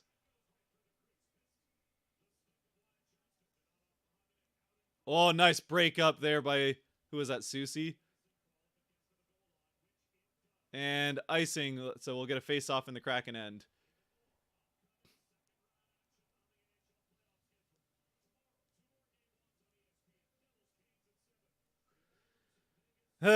Frustrating third period so far, but I think the Kraken will get it turned around here. So far, the Kraken have only had one overtime game in the playoffs in their history, and they won it. So they got that as well as we try and get through these last 5 minutes and 30 seconds, or maybe take the lead.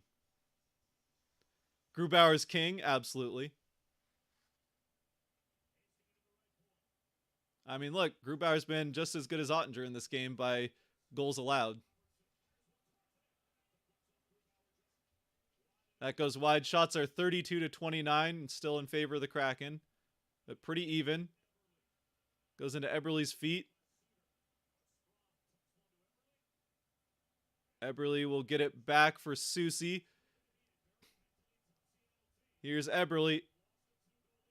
Here's Gord going into the offensive end. He'll dump it in and chase after it as they finish a change. But the Stars have it coming back the other way. Pavelski's out there, so it'll probably bounce off of him somehow randomly and score again, because that's just the way this game has gone for him.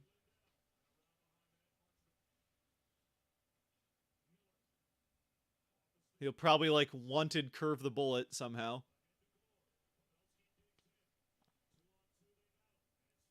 Here we go.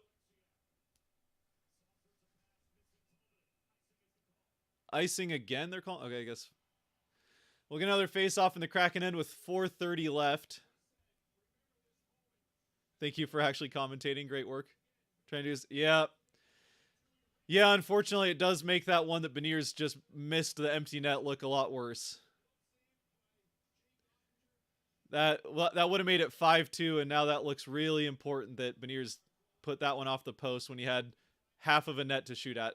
Now, I will say, Ottinger almost got his glove to the one that Beniers put off of the post. So there actually wasn't necessarily as big of a window as it looked like, but that's still one that Beniers is going to score 9 out of 10 times. Here's Ben into the offensive end, Kraken all over him. Can't see much along the boards, but it's Schwartz. I think Wennberg has it now. Ottinger out of the net to play it. Gets not quite past Wennberg, but Ottinger's back in net now. Dodonov playing it in the corner out to Johnston. Here's Ben out to Dodonov. Sorry, I'm trying to keep up with the numbers for the Stars here. Kraken get to it. Oh, Dunn and Schwartz both go to play the puck, and now it's out in front, but Donato is going to whack it out of the offensive end, so the Stars will at least have to regroup as they put it in to go off for the change. As Dunn and Larson play catch behind the net. Deflected out, turned over in the neutral zone. Here's Dunn. 3:20 left in the third. The only other game that these two teams played in Dallas this season went to overtime, and Adam Larson scored on the breakaway to win it for the Kraken. Of course, that being at 3-on-3 for overtime in the regular season. Here's Beniers coming into the offensive end, broken up by... Well, Eberle has it. Circles around. He's got Soucy back to Eberle. Eberle skates up. Does he have a shot? She's looking for a shot. Doesn't have it. Soucy takes one. Goes wide out in front. Oh, Tolvanen didn't see it. Oh. 2:40 left.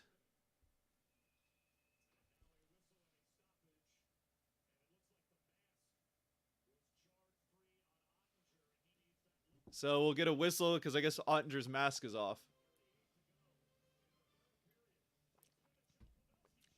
Dunn shouldn't have shaved. I mean, Dunn didn't have a very good... As far as like players that you think might be able to show up a little bit more here in round 2 than round 1, Dunn did not have a very good first round for how great of a regular season he had. So maybe he was trying to shave the first round off of himself more than the team. I don't think my heart can handle OT. Yeah, it kind of feels like the Kraken need to win this one after the 2-goal lead coming into the third, but sometimes it's better to be lucky. Sometimes it's better to be lucky, and so far that's what Pavelski has been here in this third period.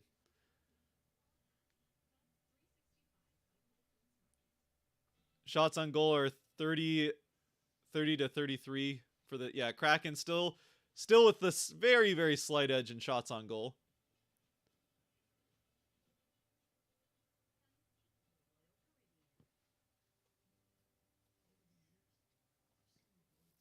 Score for Sean.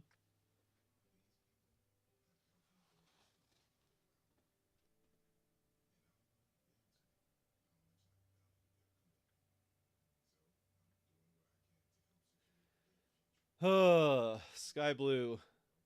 You have to think Draisaitl is the favored candidate for the Conn Smythe right now. He had a great first series. Actually, so did Rope Hintz. Now, with all of the time off McDavid to heal up, do you think he wants to beat Eichel? I don't think McDavid or Eichel really care about that part of it. Obviously, it's going to be the storyline from like a media standpoint, but I don't think McDavid or Eichel really care about the matchup between the two of them. Especially since Eichel's already in a different spot than he was drafted to. Here we go. 2:30 left. Down in the corner of the Kraken end of the ice. Fighting for the puck. It's Borgen and Alexiak fighting for it for the Kraken. Between Rope Hintz eventually flings it along the boards for Miro Heiskanen, but he turns it over to Alexiak. And now Borgen has it out. Turned over. Sagan, a nice little poke there, but Borgen gets back to it. Tanev and Borgen fighting for it. Wennberg has it now as he puts it into Dallas's end so the Kraken can get a change. Under 2 minutes left in the third period. Beniers has it on a turnover. Oh, I tried to put it out in front for Cartier, but wasn't quite there as he didn't have the ice. Eberle up for Beniers. Beniers in. Shot. Oh, wide. I think Ottinger might have gotten the shoulder to it for the save, but Beniers trying to make up for that one he missed a little bit earlier. Tip from Cartier goes wide. Now coming back the other way, it's Marchment. Kind of a broken 3-on-2, but Cartier's back to break that up. Here's Beniers coming in. Whoa. Cartier puts it over to the side where it's kept in. Dunn has it behind the Kraken net. Whoa. How was that not hooking? He just got pulled down by the stick of whoever that was for the Stars, but it's apparently not hooking, so we're playing on behind the Kraken net. 30 seconds left.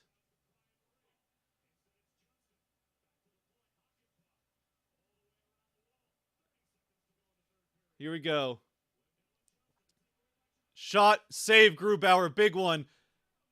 Whoa, bounced off of Dunn and went wide. Almost another lucky bounce for the Stars. Looks like we're going to get OT. Shouldn't speak too early, still 10 seconds left. Out in front. Nice poke save by Grubauer, and 3 seconds, 2 seconds, 1. And that'll be overtime in this game. The Kraken can't outscore Pavelski's horseshoe that he found while he was out with injury. Pavelski will go back to rub his rabbit's foot. Try and find another four-leafed clover. That should have been a hook. Look at this.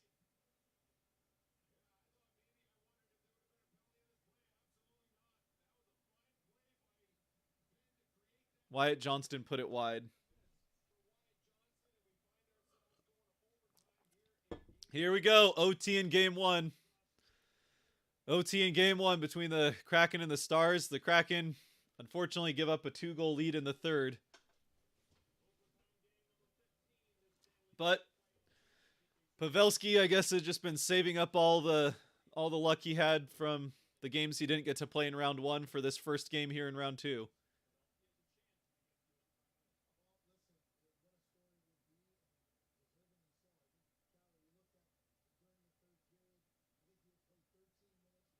Yeah, my feed's probably a little bit behind. I mean, there's a 15-second delay between. YouTube has a 15-second delay, and then there's like streaming services have a bit of a delay as well. So I'm sure there's probably it's probably close to like 45 seconds to a minute of a delay. There's just nothing I can really do about it, unfortunately.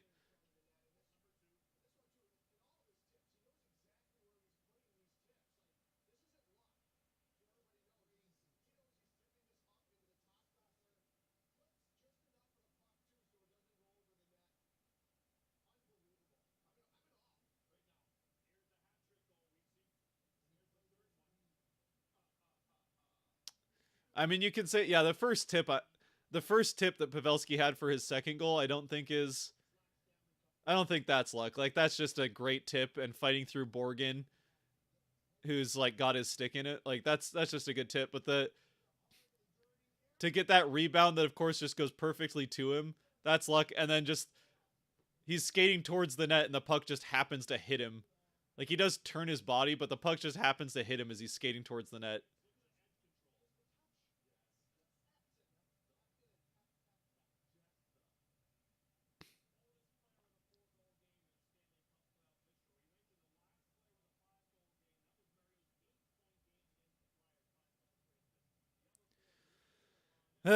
Frustrating third period.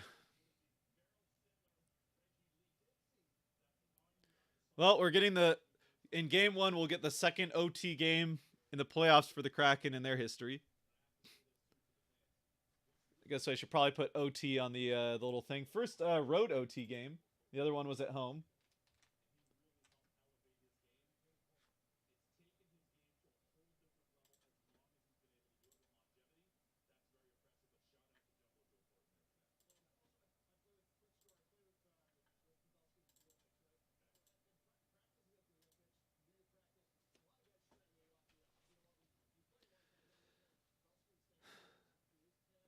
Let's go Kraken, in it to win it. Absolutely. What a game so far. It has been a pretty crazy game. It has been a good game so far. Matty redemption arc scores an OT.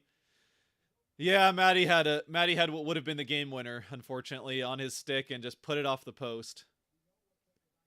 He's definitely going to be Matty's going to have some come out with revenge now for sure. Seattle is undefeated in overtime playoff games. It's true. Undefeated 1-0 in overtime playoff games. I do not hope that Joe can make it 5. I don't hope that Joe can make it 5. Really don't. In fact, I'd be happy if Pavelski didn't score again in the playoffs, personally.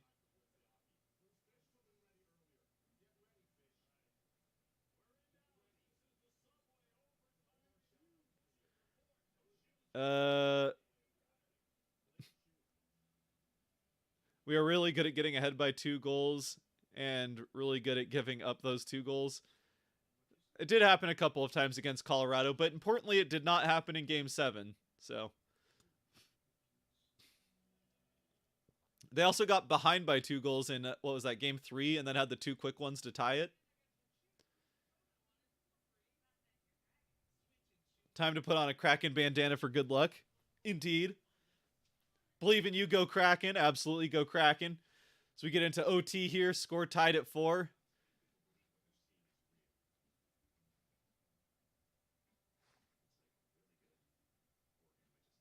Gonna be Florida beating the Golden Knights in 6 for the Cup, says Billy. An interesting choice there, but still possible. Has OT started yet? It has not. Nope. Nope, we are in the intermission. And remember, overtime is 5-on-5 in the playoffs for anyone that has not watched as much of playoff hockey.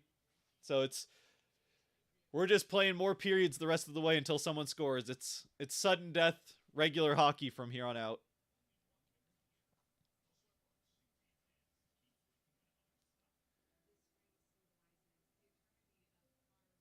If anyone has rituals for good luck, let's do it.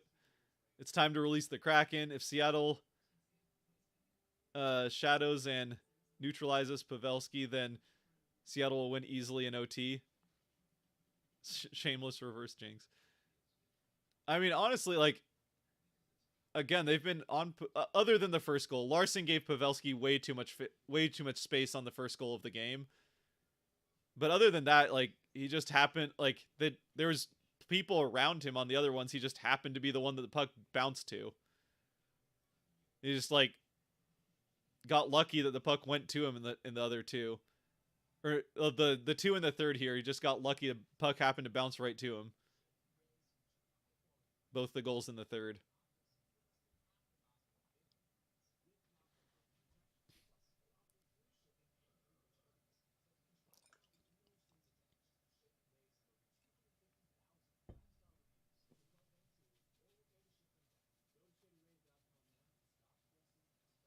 Vegas in 4. I don't know about Vegas in 4, but it's so hard to predict a sweep past the first round. Like, it's not hard.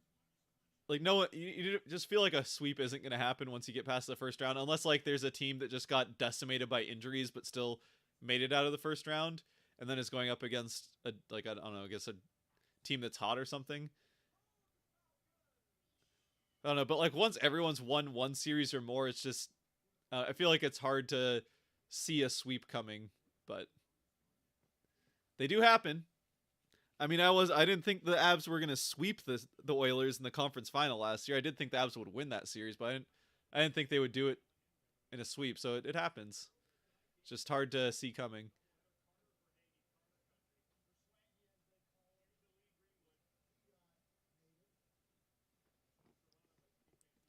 Go Kraken, beat those Stars, absolutely.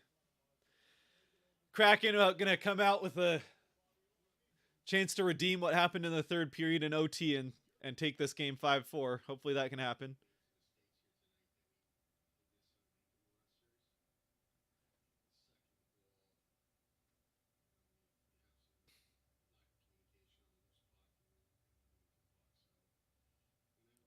Three goals in less than a minute for the Kraken in the first. Yep. Edmonton is such an unpredictable team. Yeah, and that's kind of why I don't think that they can. I think they can beat Vegas and maybe make it to the Cup final. But I can't see Vegas winning or Vegas. I can't see Edmonton winning at all because they're too volatile. Oh no, it doesn't seem like they can really keep. They're not really built for the playoffs in the defense and goaltending categories enough to make that kind of full run. Players with playoff overtime goals. Eberle has 2. Andrei Burakovsky had the one last year in the Stanley Cup final. Pavelski has 3. Sagan has 1, and I didn't see what the other one on the Stars has 1.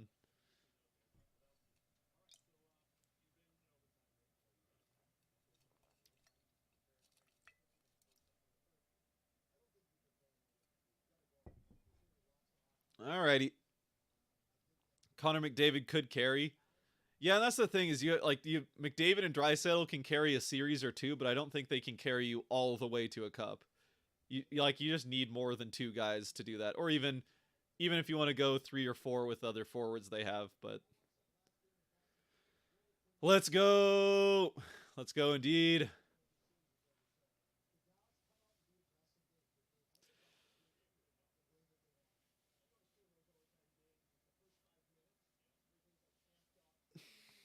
Let's go Kraken.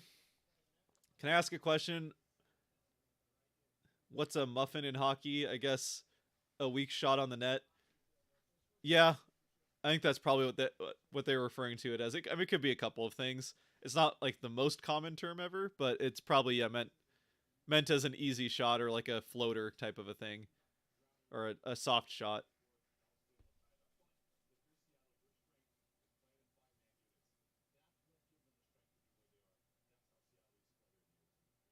Or if you like let in a muffin, I don't know.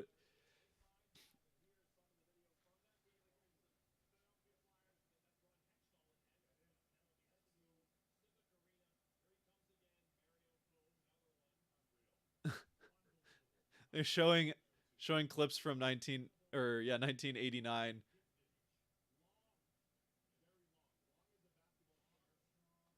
And there's a lot of, well, it's grainy for one because it's 1989, but a couple of those shots being blocked by fans' heads, so then they like try to go to another camera. Broadcasting has come a long way since 89.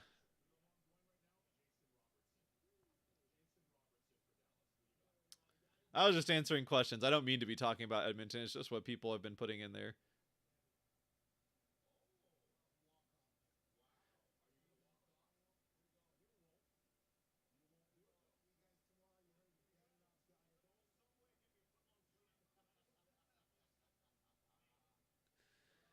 Oh boy.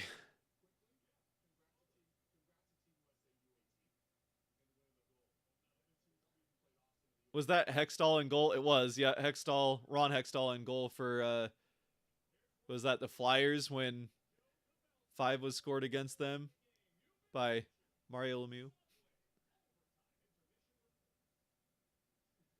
All right, just cover the man with the horseshoe up his butt and we'll be fine in overtime. Anything can happen in OT. Yep, it's basically a brand new game where whoever scores first wins in this. I don't know that it really plays in Seattle's favor, as again, they've been playing every other day, so if fatigue is going to set in first for one of these teams, you would think it would be the Kraken, but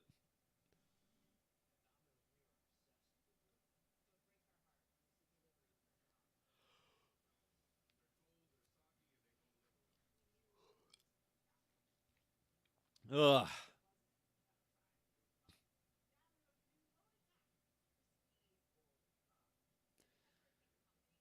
Hopefully they don't go to too many overtimes, because I still do have to, film a video after this game finishes. Might be a short one. We'll see. If this game goes too long. Because, I mean, now we're at the point now where the game keeps going until someone scores. So we've seen that go for a while before. No time for yawning? Good point. No yawning. No yawning ever.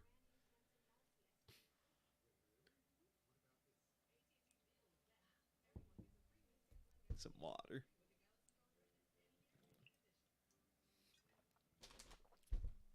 Maybe I'll get a... Kraken have been scoring early on in periods in this game. Oh, we got the bold prediction of a 5-4 score. I agree. I think the score will be 5-4 in the final.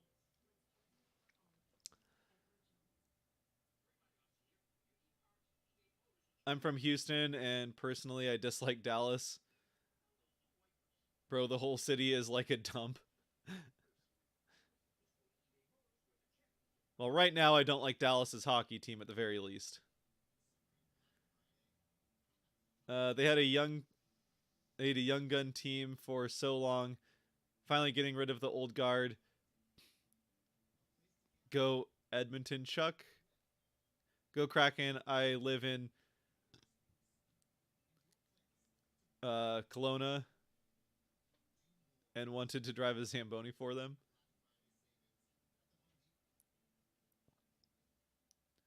I've seen an OT go 9 seconds.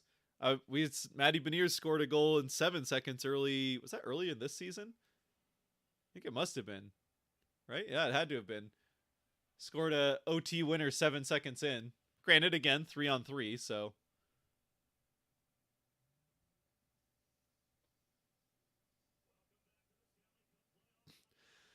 All right, players are headed out of the locker rooms, out for OT.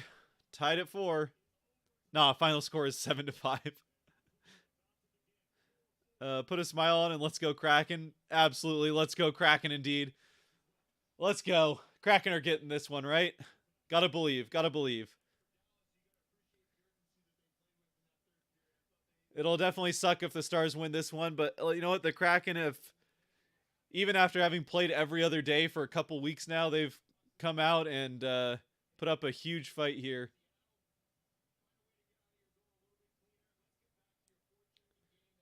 Obviously, you'd like to close out a game with a 4-2 lead coming into the third, but sometimes it's better to be lucky, and that's worked out for Pavelski so far.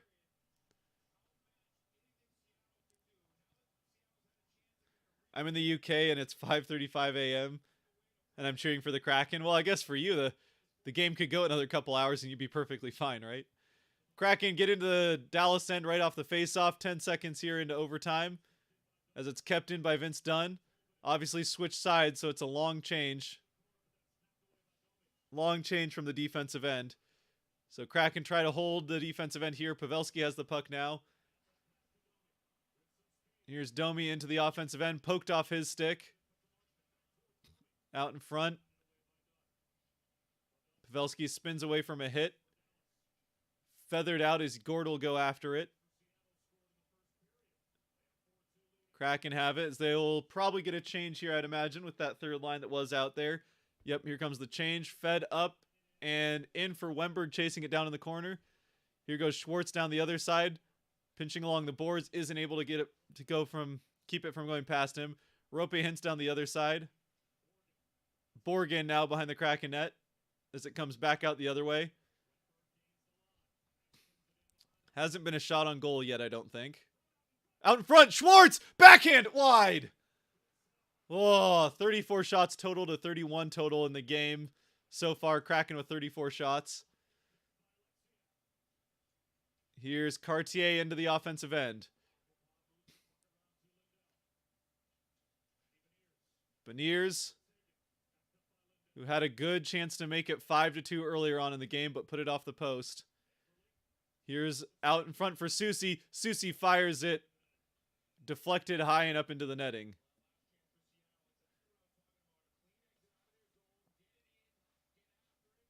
Good morning, says Presto. How does this go wide? Does it go off the shin? Yeah, it went off the shin guard of Hockenpah. It may have still ended up going off the pad of Ottinger, but blocked in front.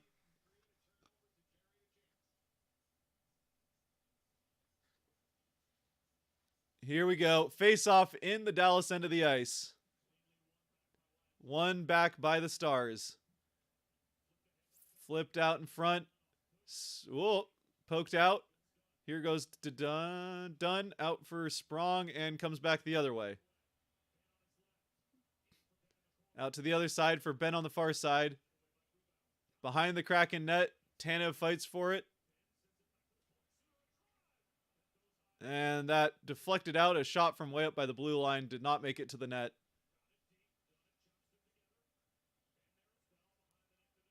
Out behind the net is Dadonov. Wyatt Johnston. Heiskanen. Shot wide.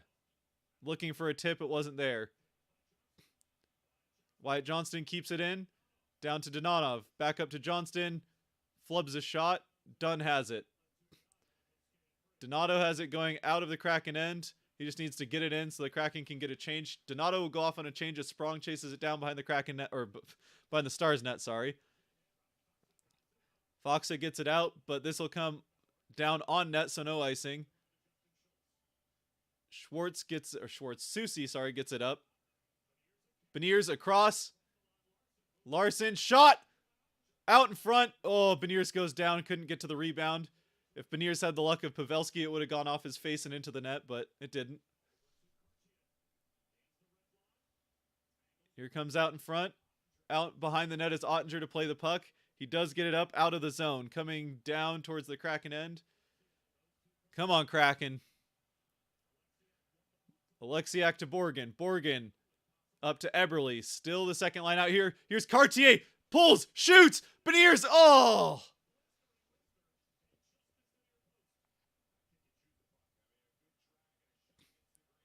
Comes down the other way. Good job. Nice defense, Alexiak. Yanni Gord keeps it up to Bjorkstrand. Here comes... Oh, that's Tolvanen. Sorry, there's Tolvanen. Now here's Bjorkstrand. Starting to get some shots now. 35-32 shots on goal, but a number that have gone just wide from either side. Gord around the boards. Bjorkstrand up to... Schwartz down behind the net. Looks like Heiskanen will get to that first.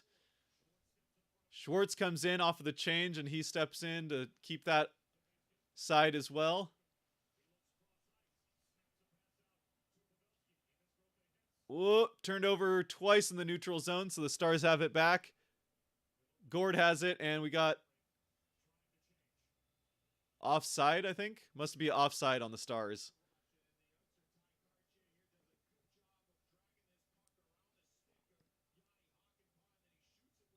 Ryan, I'm so nervous. Me too, Ryan.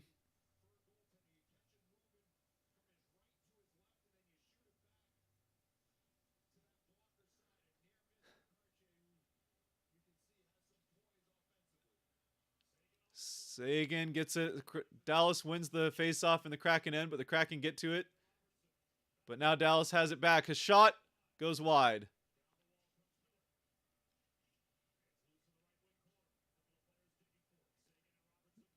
Down in the corner behind the Kraken net.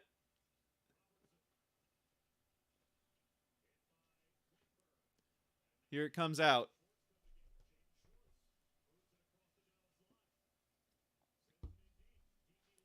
Geeky has it. Nope, Geeky doesn't have a stick, though. So he is fighting for it behind the Dallas net, but no stick. We're 5 minutes into overtime. Tanev goes to play it. He has it. Drops it back for Alexiak. Chipped in. frozen by Ottinger, and then Tanev is thrown aside. Ottinger covers it, so we'll get a face-off in the Dallas end. Let's go. Maybe just a quick face-off play. The Kraken can get a rare face-off win, another shot on goal, and let's end it here. Let's end it here. Oh.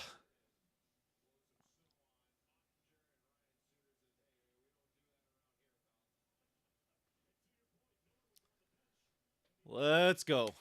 Let's go. Let's go. Let's go. Let's go.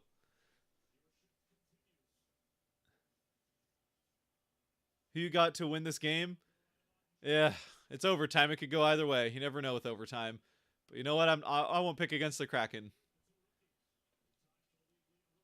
Just because. So the Kraken, I don't really know who won that face-off, but it wasn't clean either way. Ooh. Here we go. Fed back in. Cartier feeds it into the corner. Beniers will chase after it, but it is Dallas who has possession. That just rainbows through the neutral zone into the Kraken end.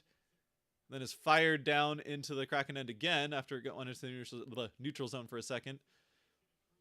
Been going for a while, so getting a little tongue-tied here a couple times. That's all right. We'll get through it. Out in front. Speed. Shot. Blocked out in front. Oh, who is that that's down? That's Borgen that's down. Borgen is hurt. And they'll get a whistle. Oh, Borgen's hurt.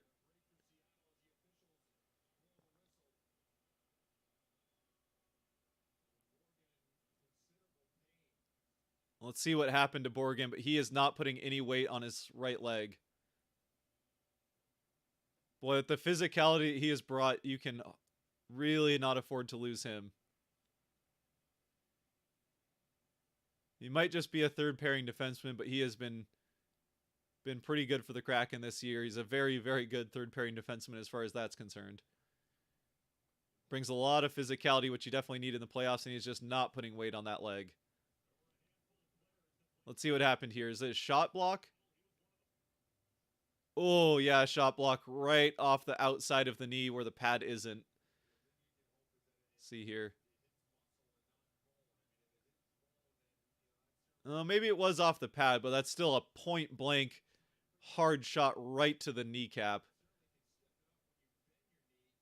So he should be able to shake that off. So I think you'd hope that he's able to shake that off. That definitely stings for a while right after it happens. Shots are now 37-32 in favor of the Kraken, but it only takes one either way. So he'll take a couple of shifts to try and shake that off, and hopefully he'll be all right. I bet $20 on the $200 on the Kraken. Well, say at this point you got about a 50-50 chance of winning whatever you would win. Unless that was on the series, in which case you got plenty of time. I just lost money on the Warriors. I can't lose money on the Kraken too.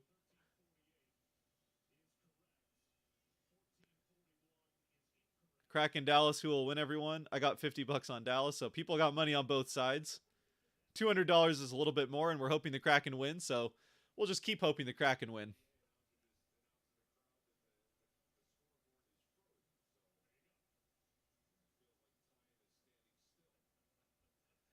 All right.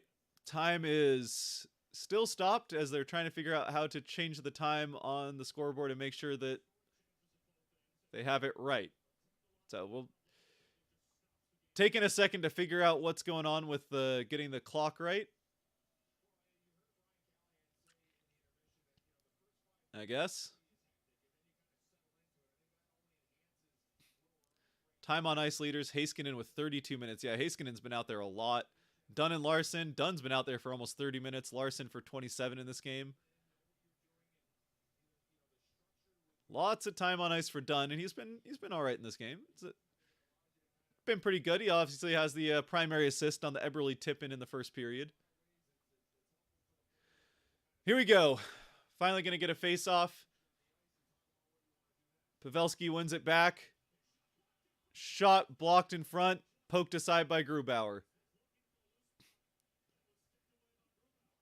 Oh, good defense, but here's Heiskanen. Shot Saved or blocked maybe. Kraken will get this one out as Gord tries to poke it past Suter but isn't able to. Dallas back. All right, so we got the right time. 13 minutes left. I guess it's just the people in the arena don't know what the time it is. I guess the scoreboard there is frozen, but 13 minutes left in OT1.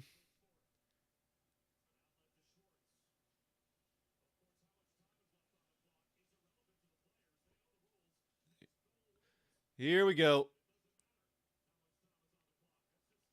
Whoa, Borgen taken down. Out in front. Ben, shot, save, made. Out in front, rebound. Oh, and it's poked out by Schwartz. Whoa, big save from Grubauer and a good chip out by Schwartz as Dallas is right back into the offensive end. Looks like Alexiak's got it up to Wenberg. Wenberg will skate it in down along the boards. Out to Alexiak. How sweet it would be if he scored backhand, though. Not much of a hard shot. Out in front. Oh, Susie gotta shoot that. On net. And Ottinger has the save. Oh. Whoa. Susie had a good look there. Just decided not to make the shot. I don't know what he's thinking with this pass. There wasn't really a shot to come off the pass, but they... Oh, a couple of saves by Grubauer there. Made one save and then another off the rebound. And then a redirect from Cartier, but it goes right into the logo of Ottinger, and he makes the save without a rebound. Here we go. 12 minutes left in OT. At least OT1 anyway. Puck's dropped. Eberle wins it back with the help of Beniers. Shot. Save again.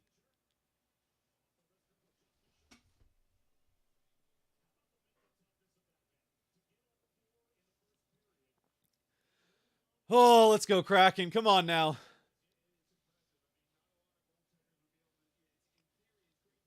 Here we go. Eberle versus... Is that Ben? I think it's Ben. Stars win this one. Heiskanen has it. He gets it out past Cartier. Shoulder put in there by... I think that was Schultz. Schultz has it now. He's up. Fed in by Eberle. Cartier's after it. Cartier has it behind the net. Out in front. Oh, broken up by Ben. And chipped back out. As Susie will go down to get to it. No icing. Susie around the boards for Beniers. Getting towards the end of the shift here for the Beniers line. Sprong has it as he goes, and Donato will come on for Beniers. Sprong out to the net. Save made. Pushed aside by Ottinger. Bounces out for Sagan. Now it's Rope Hintz with 3 Kraken around him. Puts it into the corner and goes after it, but Gord will get to it. Clears the zone. Colin Miller puts it back into the offensive end. Now Larson has it. Kraken get another change. Larson and Dunn. The defensive pair. Doesn't get in. Still the Gord line. Here's Tolvanen in. Whoa! Ottinger handles it for... And Ottinger catches a long shot there. Shots now 42-34 in favor of the Kraken. Ottinger with a few saves here. That last one from well out. But Ottinger, a dangerous play of the puck there. He nearly just put that right into Bjorkstrand. Oh, that was Gord, actually. He almost put that right into Gord.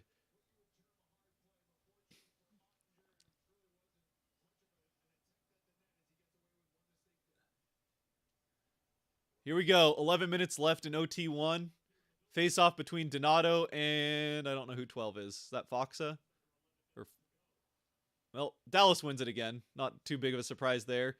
Glove down. Is that going to be a hand pass? Yes.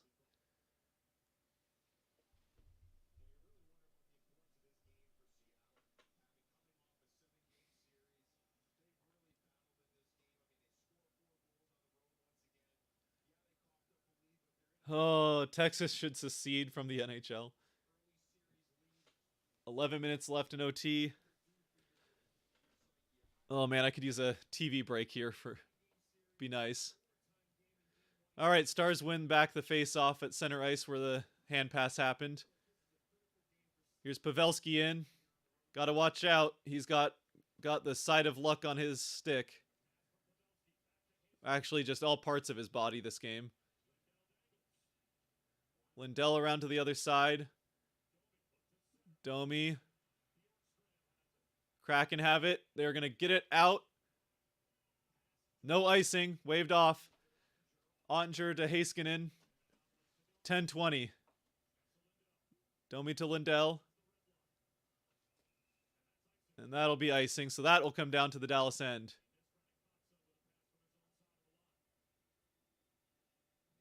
Okay. Oh, man, I gotta...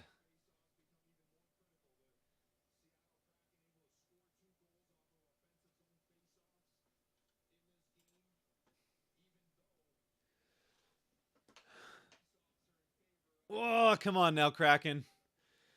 We got 474, just under 500 people in here. So we're halfway through the first OT period. Face off in the Dallas end, tied at 4. Kraken have had more shots on goal in OT, but it only takes 1. Dallas wins the face-off, but the Kraken fight for it behind the net. They do get to it. Geeky now up along the boards. Out to Larson. Larson feeds it around for Schwartz. He cannot quite get to it, so Heiskanen does. And Dallas gets it out. Can't see what's happening along the boards on the near side. But Dunn gets to it with it on the far side. Oh! Bounces over the stick of somebody, but they managed to hang back onto it. Fed back in. Can't get the centering pass to Hintz. These two teams did play an OT twice in the regular season, so this is familiar. Whoa! Big save on a bouncing puck from Grubauer. Oh, he's lucky Pavelski didn't shoot that because it was going in if he did. Luck would have found its way.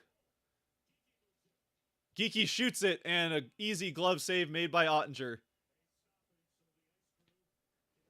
All right. Take a quick break here, and we'll be back in just a minute.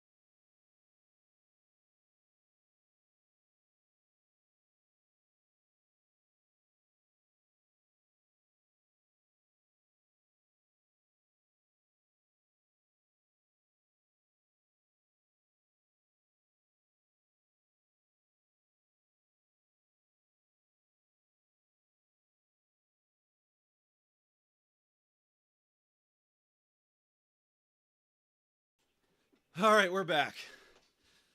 Fortunately, they had to clean the ice so that I could take care of some business of my own. We're back. Here we go. See, somebody with a bunch of eyes in their name says something along the lines of, "Go Kraken, beat these clowns." Look, the Stars aren't clowns. Pavelski got lucky a couple of times to tie the game, but that doesn't make the Stars clowns.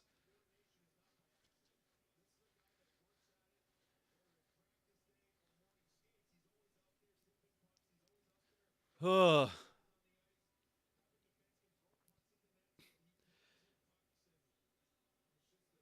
Kraken with those 4 goals in the first period, making Ottinger look like Swiss cheese, but Ottinger has been able to stop everything since then. Although he had some help from his post, and Beniers putting one right off of it when he had some empty net to shoot at.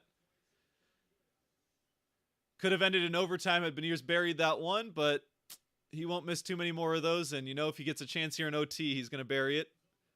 Kraken have it in that end of the ice, but Dallas will get it going the other way with Domi to Suter, up to Pavelski. Oh, there's a shot. The fans know Pavelski has the horseshoe up his butt, so they got excited just when he shot the puck, even though it bounced almost towards the netting.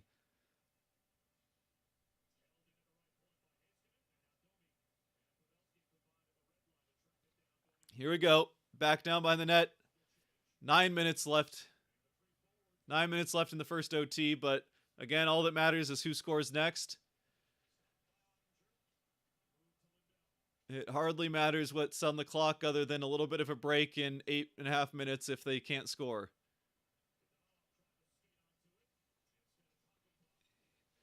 Still along the near boards, can't really see the puck there. Whoa. Fighting for it down behind the Kraken net. And it's kept in. Goes wide. Some dude with beer needs to keep it out from in front of the camera, out in front. Whoa, chipped over the net. It's Tolvanen circling with it. Tolvanen circles again. Back to Larson. Now the one-timer. Blocker down. Where is it? Bjorkstrand. Out in front. Still out in front. Gord will get it back up. Scores! How? Yanni Gord, how? Yanni Gord, how? Yanni Gord, how? The camera wasn't on the net. Oh, we need a replay, but Gord has scored to give the Kraken the win in game 1.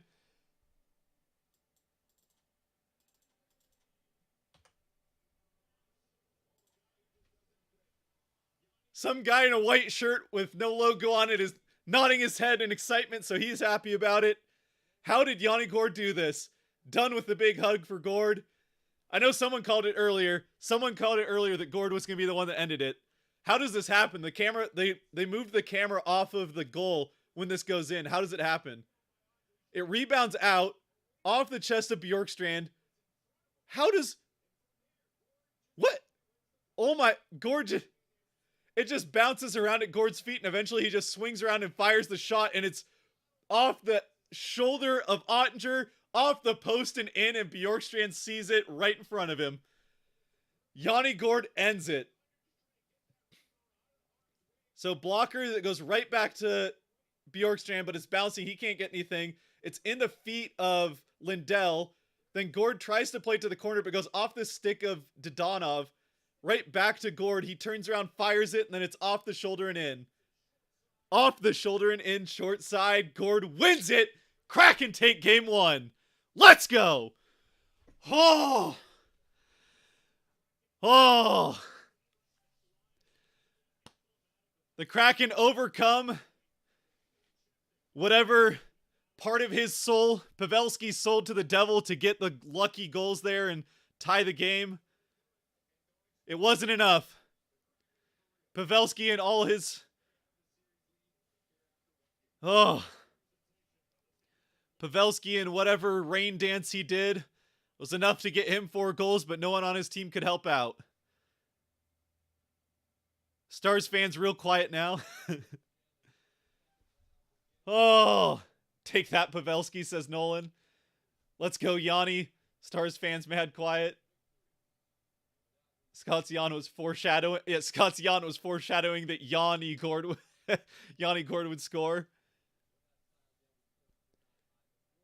Oh man.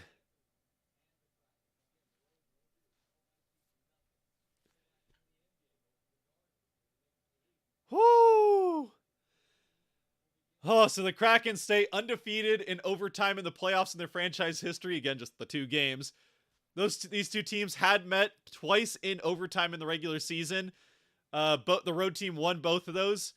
Dallas with the win in Seattle, and then it was Adam Larson who won it in OT on a breakaway in Dallas later on, a few days later. They go to OT again for game 1 in the round 2. And once again, the road team, Yanni Gord, puts it top corner off the shoulder of Ottinger and into the net.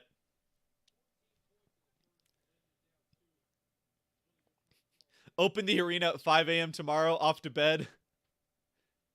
Oh, you open the arena at 5 a.m. tomorrow, so you're off to bed. Yeah, see you later, Trent. Thanks for joining. Good game, says Oliver. Good game indeed. What a game. If that's any indication of how this series is going to go, oh boy. We're in for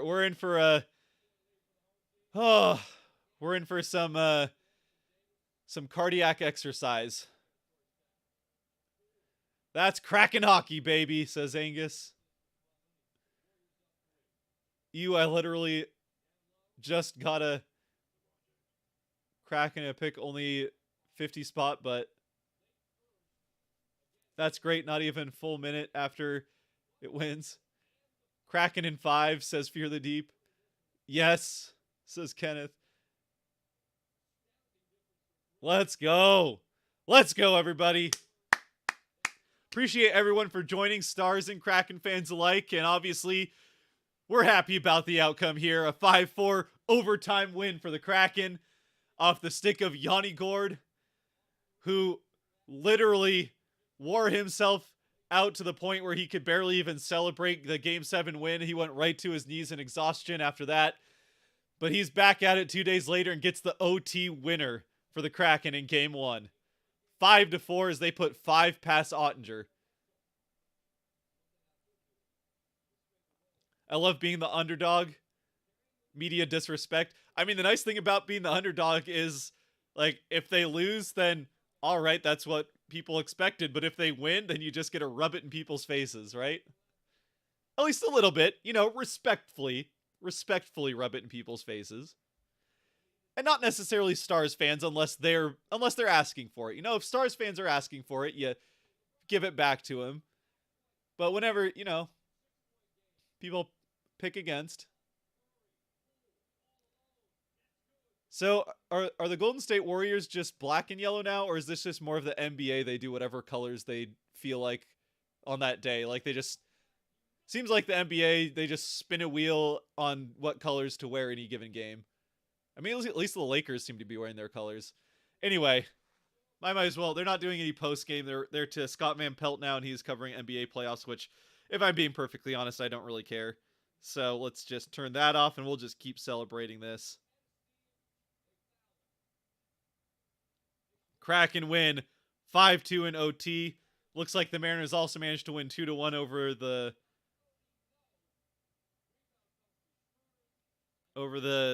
terrible Oakland A's. So you'd probably like to score more than twice against the Oakland A's, but that's okay. A win's a win. And for the Kraken, they win a big one, taking Game 1. The Kraken have never lost a Game 1 of a playoff series in their history. 2-2 so far. Oh, Kraken playing with house money just like the Seahawks did. Although unlike the Seahawks, the Kraken got out of the first round and they are in the lead now in round 2. There's something special about this hockey team. There absolutely is, Ryan. You are not wrong. Seattle teams always underdogs. Let's go Kraken. Let's go Kraken. No Sonics. No interest. I feel the same way. Siloa 808. No Sonics, no interest in the NBA. I feel the exact same way. All I care about the NBA is that the blunder don't do anything of value. Because they are nothing of value. Night Trent. We only got our first hit in like the 8th inning. Oh no. KJ, I mentioned the Mariners. Oh no, KJ, that's not good for the Mariners. Yeah, it's been a scuffling start to say the least for the Mariners to the start of the season outside of Jared Kelenic and Luis Castillo, but that's all right. We still got the Kraken going strong in the second round of the playoffs to distract us from the not great start to the Mariners season. Good night, stay safe, go Kraken, says Pablo. Thank you, Pablo. Thank you for joining. Scott, what are your thoughts about the lack of scoring after 1 minute of glory? Honestly, I mean that's what I expected, right? What happened in the first period seemed like the first period, 6 goals in that first period. I was expecting most of the games in this series to be kind of in the 1-2 or 2-3 realm, and maybe you get the 1-4-3 game that's really just wildly high scoring compared to the rest. So when there's 6 goals in that first period, that seemed weird to me, but then obviously it kind of settled back down to more what we expected. And after the first period, it was 2 for the Stars, 1 for the Kraken, but that 1 for the Kraken's the one that mattered. I root against OKC and root for KD. Absolutely. Kevin Durant's the hero of the NBA, and I won't be told otherwise. Kevin Durant's the hero for what he did to OKC and then winning it right afterwards in Golden State. KD will be a hero in Seattle for that.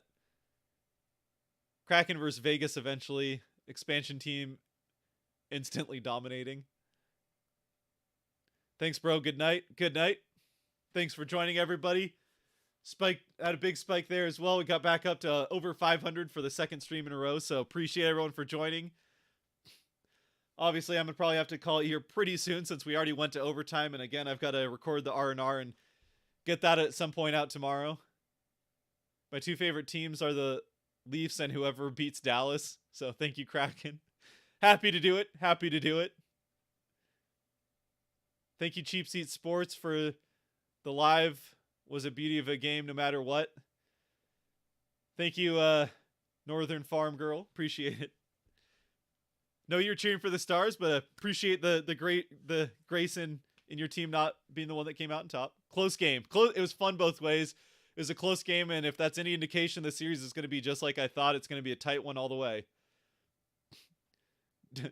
Take a drink for the Kraken. Oh, man. Might need it to calm down after that one.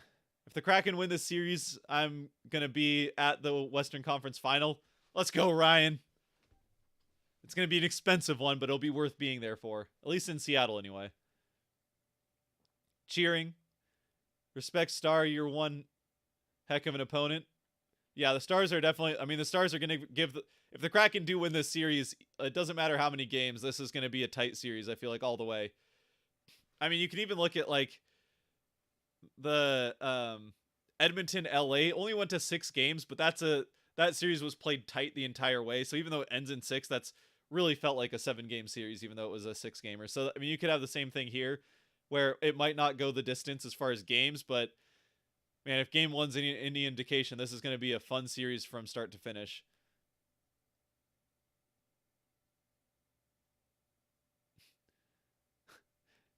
Saying the Leafs and Oilers in the Cup final. I just don't think the Oilers have it. I don't know. Like McDavid and Draisaitl are undeniable, but that team just can't keep a lead because of their defense and goaltending, and that's a problem. Yeah, it's gonna be a good series. Just gonna play our brand of hockey, and we got this. Good night, Scott. What a W. Let's go Kraken. Thanks again for joining, Ryan. Thank you for the live.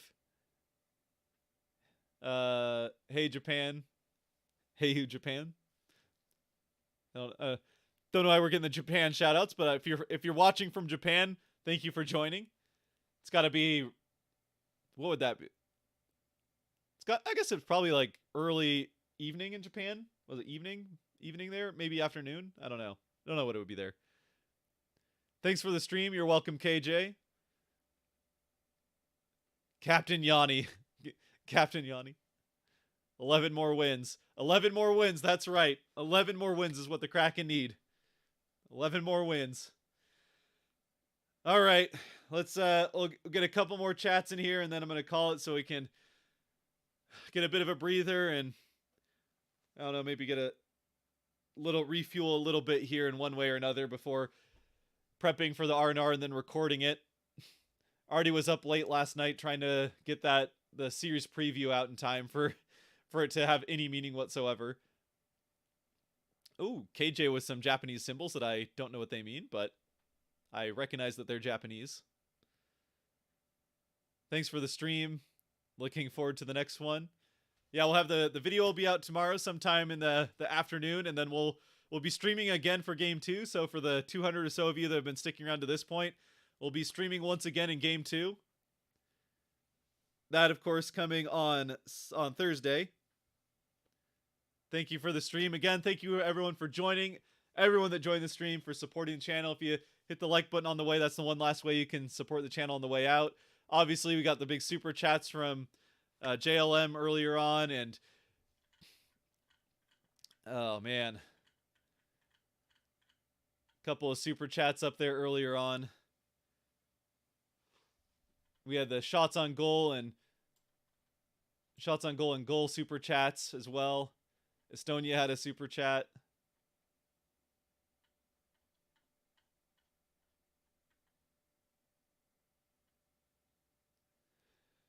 Oh. Red Wings have their octopus. Our Kraken have more tentacles, 11 of them. Subbed because you were decent, eh? Appreciate it. Appreciate the sub. Appreciate the sub. Kraken all the way, says John. Oh, man. Again, it was fun. We'll be back for the Stars Kraken Game 2. Kraken take the 1-game lead once again in another series and try to extend that lead to 2 games in Game 2 against Dallas on Thursday, and we'll be streaming again for that one. Again, for now, it's listed as a 6:30 Pacific time start.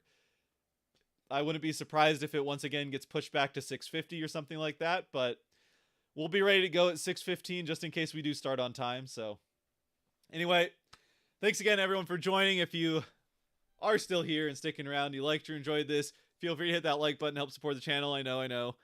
Subscribe if you really liked it and you want to join for more streams and see the R&R recaps afterwards, as well as any previews and some postseason stuff after hopefully 11 more Kraken wins. But got a lot more coming. Like and subscribe, you know, all those good YouTube things that everyone rolls their eyes at, but they do help support the channel, so I gotta say it.